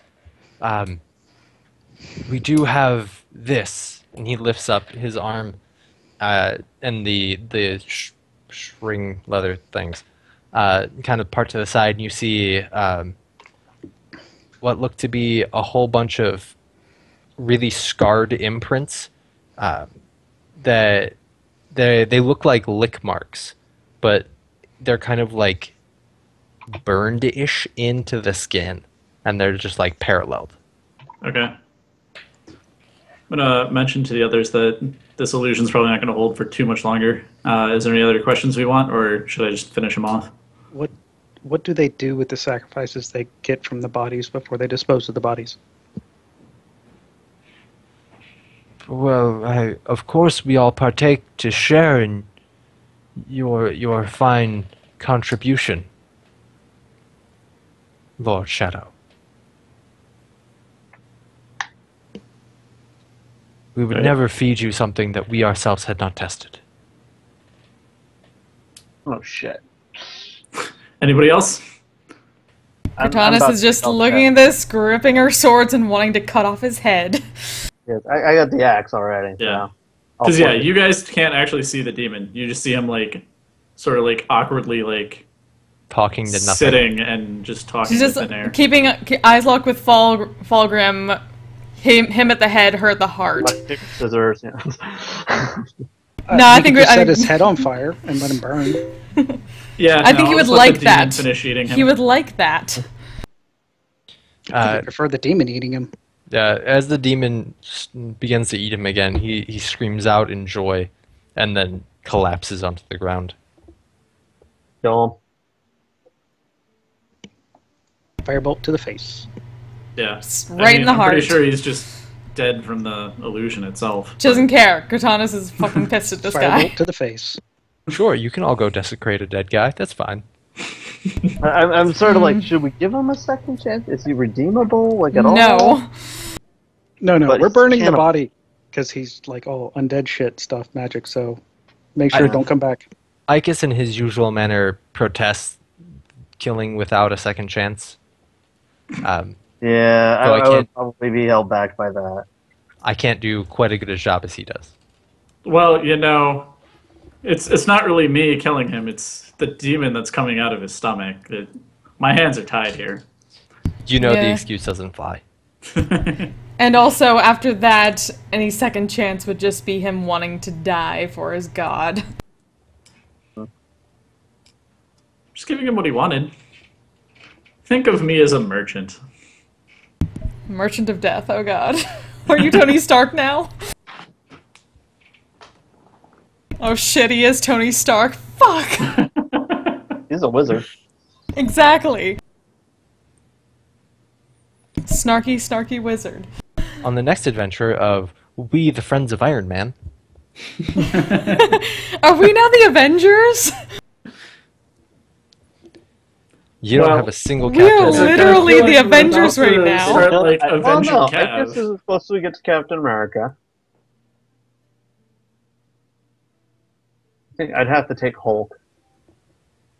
Cortana Yeah. is Thor. Yeah.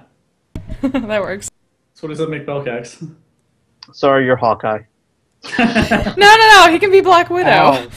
Ah, that's worse. That is not worse. I don't think either of those are any good. Ant-Man? I don't know. No. Belcax had like a nude dragonborn trying to basically follow him, so Hmm. he entranced a fellow dragonborn. I think that's totally Black Widow. Well, there is that. Or it could be Scarlet Witch. There you go. The rest of your options are pretty bad. Yeah, it's I alright. should have spoken up sooner. You should And have. if we're going by the comic books. books, we could add Spider-Man, but that doesn't really fit. Daredevil. I don't think you're blind. Vision? I'm trying to think of an Avenger that actually Vision like, might does, work. like magic stuff, but I can't think of any off the top of my head. Oh, Doctor Strange. There you go. Is he an Avenger? Not yet. Not yet. There's magic. You can be a X-Man. Wolverine was an Avenger for a while. Alright, so with that guy dead, I don't think Icus is going to convince all of us to, give him another go. No, he Yeah. tries his damnedest, but it's 4 against It 1. works on Fulgrim, but that's about it. Well, unless he's willing to like punch me to stop my concentration, it doesn't really matter. Unless Belcax tells her not to, she wants to stab him. Yeah, in the 4 against 1 scenario, that's pretty much going on. He protests, but the end result is the same. Okay. So let's continue heading back to the village. I firebolt. Go get burn his the body. Dragonborn and explain that we found who took him. Yeah. And what did they want with me? Oh, the usual. Just, a little bit of dragon steak. Sacrifice to an evil god, one of which you probably have prayed for. What did they call the god? The Shadow. The Shadow. hmm There is no god, the Shadow. Oh, I'm sure it's another title for a god you already know. Well, I may study up then, but it's not one I've heard of. Thank you, Lord Belcax, for saving me so. I see his burn marks, and I know it was you who did, in fact, save me. No, Benric did most of it. Oh, you are, of course, humble, my lord. I do not mean to embarrass you. Please, See? let us... Black let us- Widow. It wasn't me. It was the Shadow. Let's head back to Kemet Q. Yeah, let's. So, the rest of your journey is more or less uneventful, but you make it back, and they are packing at this moment. They've salvaged nearly everything that they can. There wasn't a lot to salvage, but they've started to load everyone up with burdens as they don't have carts or horses to use. Okay, so even if we found a cart, we'd have to haul it ourselves. Mm-hmm. Mhm. Um, We should probably tell some of the villagers to be on the lookout for anybody who has that marking or Yeah. Yeah. similar lines, because they're in this area apparently, and a lot of them ran away. Yeah, also, give want to them- ask the town council members if anybody in the town speaks Orcish. We should also check the people we tell for the mark before we tell them. Yeah. So you all go around just like, lift your arm. Actually, hmm.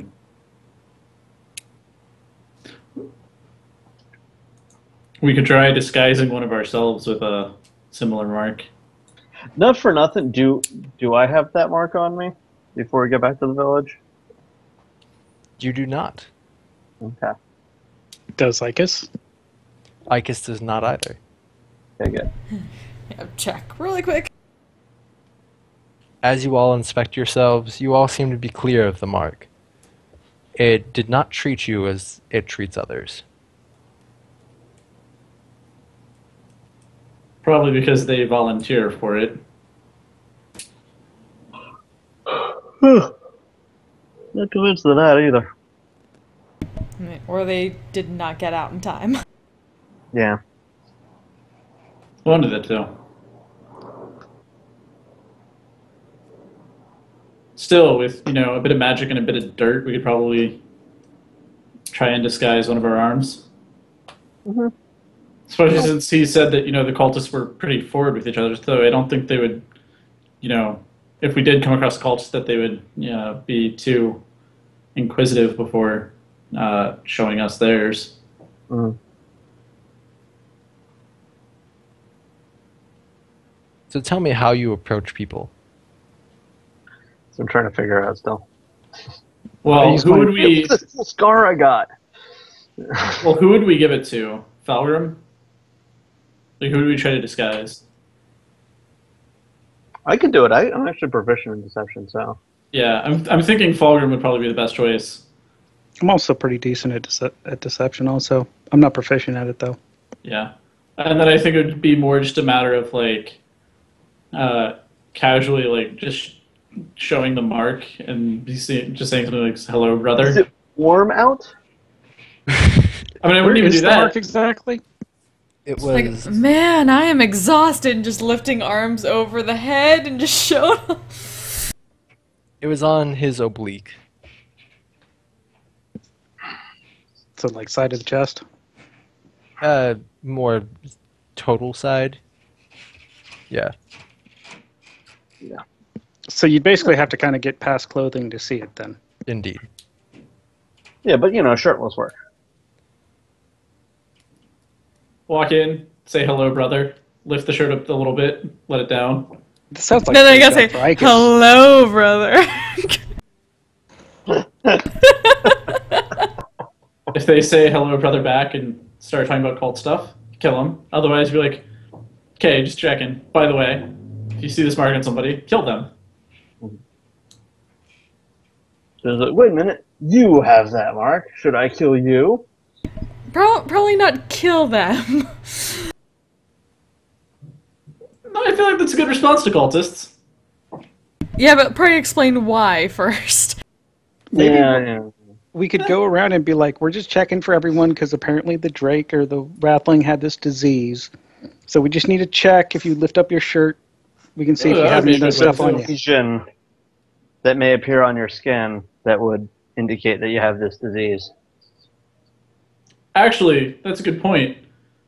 We just need to get the herbalist first, and then we could have her and Icus go around checking people, since they're the only things that this town has for a doctor. That works. And we'll just explain to the herbalist what's going on. If she tries to run away, we'll, do what we got to do. Yep. Was she still alive? Zoro Yes. was alive. Okay. Then yeah, let's go find her.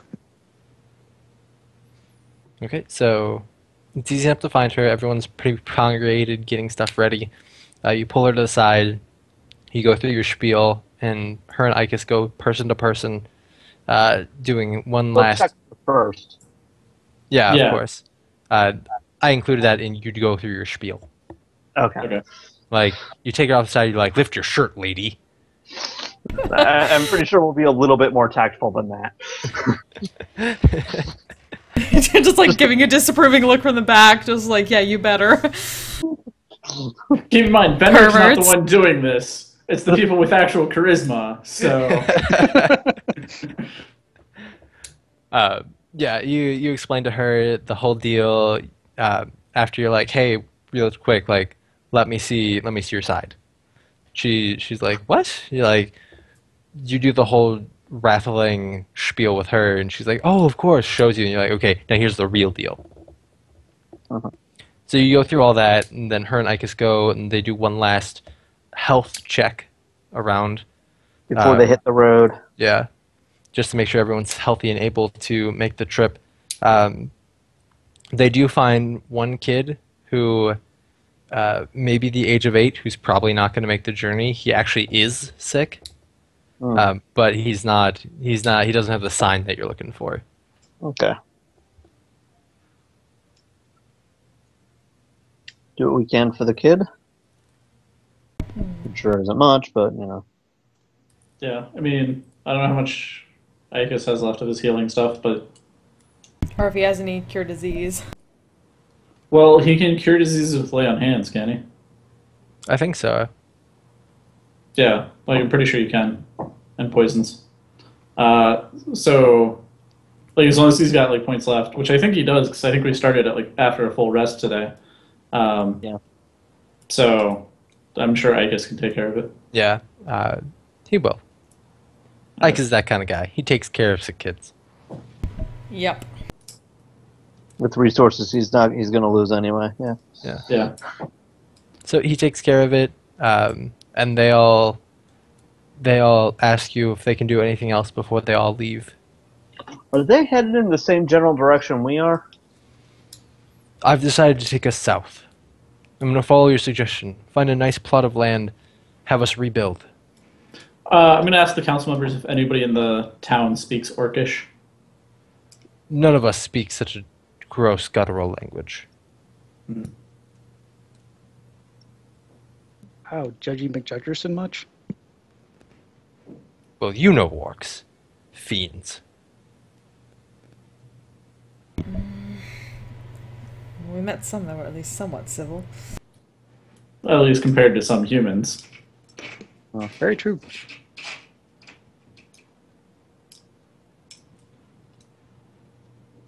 But no orcish speakers. Shame. I wanted to track those orcs down and talk to them. Good luck. They're in the woods now. I mean, you could still try. Just like when you eventually find them, be like, okay, wait 10 minutes. Or he just prepares that spell.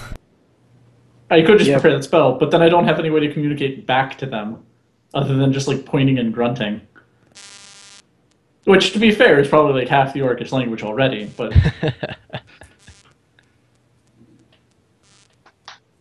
Not sure that'll be enough. Damn. Yeah, I figure we shouldn't press our luck with them anyways. Yeah, not unless like we Get can the tongues actually eventually. communicate.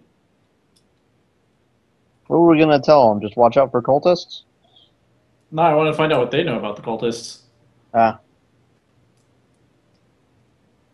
say, beware of humans is not going to exactly be news to them. So I guess, do we have anything else we wanted to do here?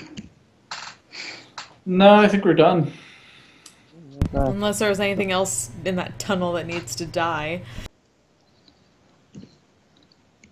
Do we want to give it another sweep? Well, if everyone here is leaving, do we really need to? I kind of don't like the idea of letting an undead creature that's down there fester or whatever. To be fair, you know it's not undead. It's true. But you know what I mean. That's true, and that's even creepier. Like, so what the fuck is it? It's not a fiend either. Creature? Abomination? Just because some Corpse monstrous crab. abomination happens to live underground doesn't mean it's evil. We killed that thing, though. We killed one of them. One of them. We don't know we got all of them. You went down there, it snuggled you, and you stabbed it. End of story. It's probably like spiders. There's probably like thousands of tiny ones all around. The No, average we got human fire. probably eats like 8 of them in their sleep. You know, I hear you're never more than 60 feet from a corpse crawler. Thanks, Gary Busey.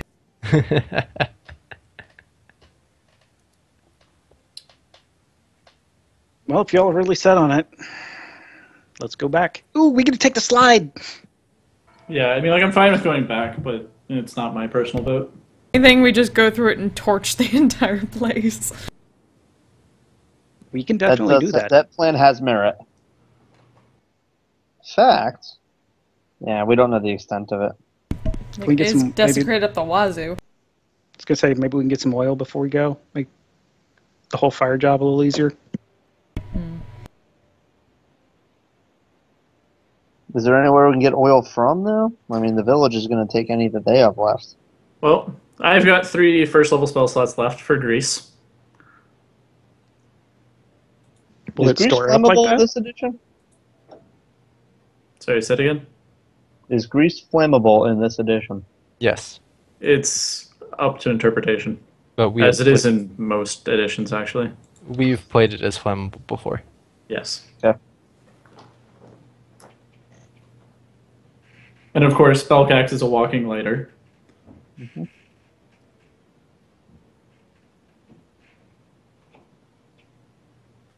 All right, so let's head back down. Systematically run through, make sure there's nothing else down there. Okay, so you head over to the church and you find the lever again. The door opens and just a billow of smoke comes out into your face as you Yeah. see the hay at the bottom of the slide all ablaze. Oh, so that already I did- worked. That happened. That should do a pretty good job then, if it spread that far. But it shouldn't have, unless the floor of the tunnel burned somehow, which it was stone. Mm-hmm. That is weird. Well, then that means somebody else went through and made sure to clear the place out. Or at least make it look like it. We might want to wind our way back around to the exit we exited before, possibly. Well, that was to the north, right? Indeed. So yeah, we'll hit that on the way out. Go from that end. Okay.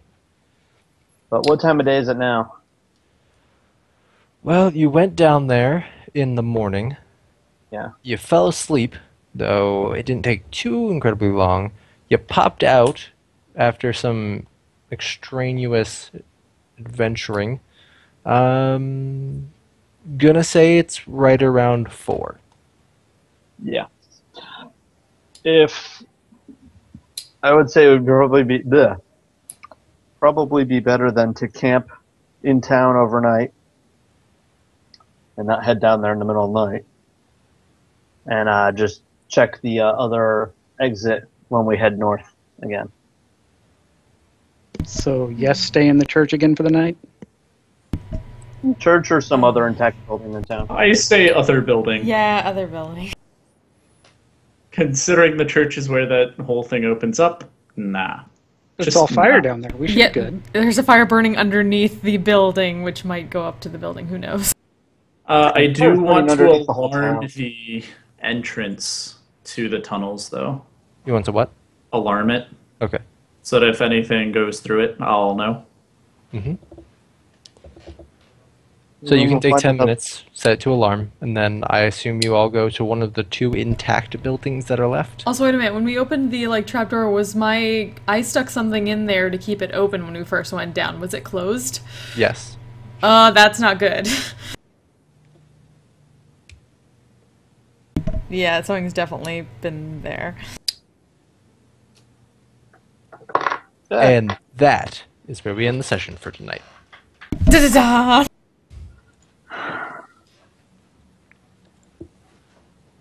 Super duper, gang. Not quite the right notes. So, It's okay.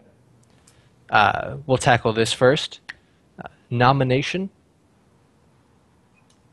Last week was... I don't have Obsidian Portal. Ikas and Venric together. Well, Yeah, we sure don't did. have an Ikas, so Venric, who do you nominate for this week? That's a good question. Everybody was really good. Hmm.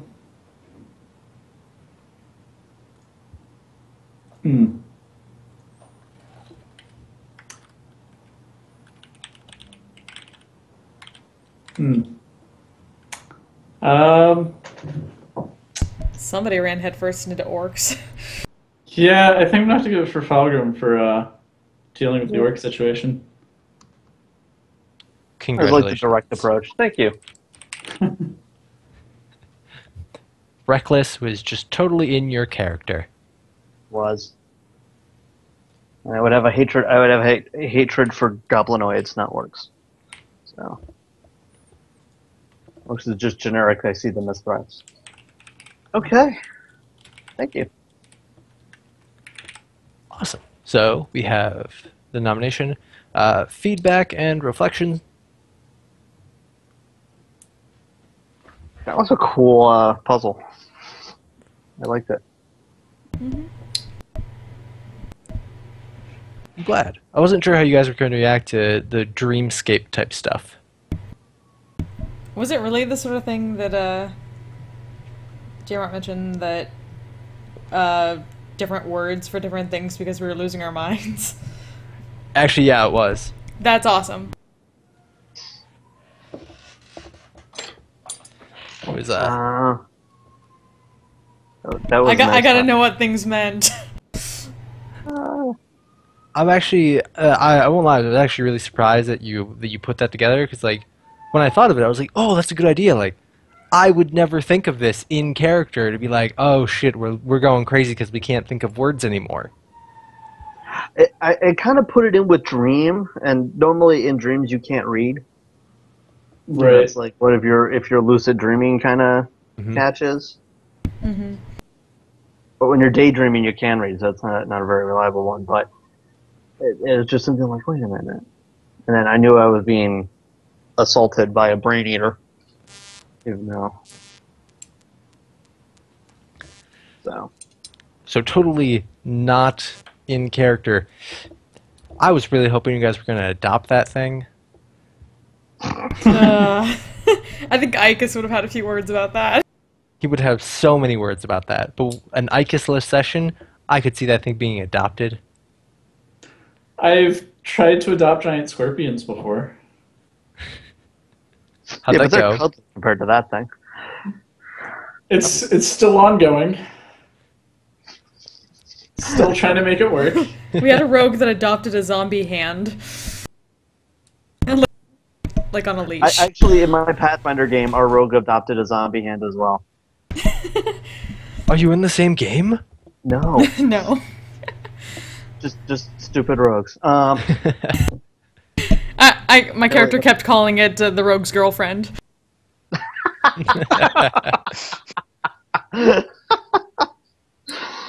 Well, I think other feedback. I do like the character missing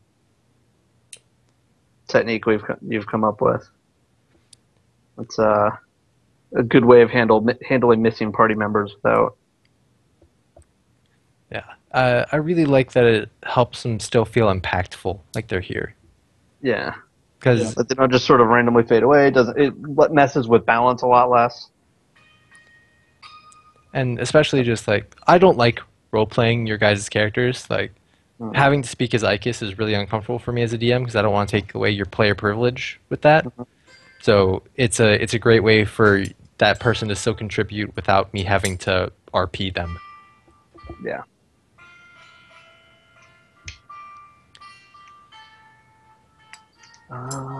Anything else I should say? Belcax, is there anything that you particularly disliked this game? Not really. I mean, during the dream sequence, I was just doing my damnedest not to metagame the shit out of it. And I appreciate that from all of you. It would have been a really boring thing had you been like, we're in a dream, I wake up. yeah. Well, I was thinking more because you kept hinting at the fact that whatever we thought was what would come true and happen. So, I was actually really looking forward to being able to use some illusions and try and make crazy shit happen. But then we had the Fa, and I was like, okay, time to wake up. yeah, so did you expect us to, like, spill that or turn it over or something? Or No, that room was a created by you guys room. So the puzzle itself was figure out a solution. There, before you go insane and can't think of anything anymore. You guys made your own solution, essentially playing with this thing that you first asked if it was real, and then when you asked about it, it became real. And then when you asked about its properties, those properties became real so long as they didn't conflict.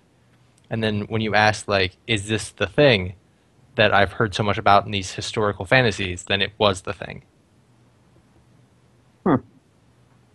So it could have been like, you guys could have been like, in the middle of the gosier, is there like a rod? And then there would have been a rod. It'd be like, is there a socket in which I can put the rod? Yes. Does the rod look like a key? Sure. Are there driders everywhere? Yes. Initiative. I honestly, I was about to wonder, like, is the water gonna like when the water started like unboiling? I was halfway thinking of asking, is it gonna form up and attack us? Then something else happened. So then Gosier is not a real thing. It's kind of like a made-up word on Yeah, purpose. Gosier, Kerchik, Favwa, and Falavar are all just gibberish. Were they supposed to mean something specific? Like, I wanted to know what, like, the actual word was. I was like, what the fuck is that? No, I just needed a word that you couldn't Google. That you could put your own meaning to. Op success. Indeed. Like, to be honest, the Favwa wasn't even going to be, like, the answer. It wasn't going to be a solution until, I actually can't remember who said, like, is this the solution that they used? And then, all of a sudden, it is your classical answer.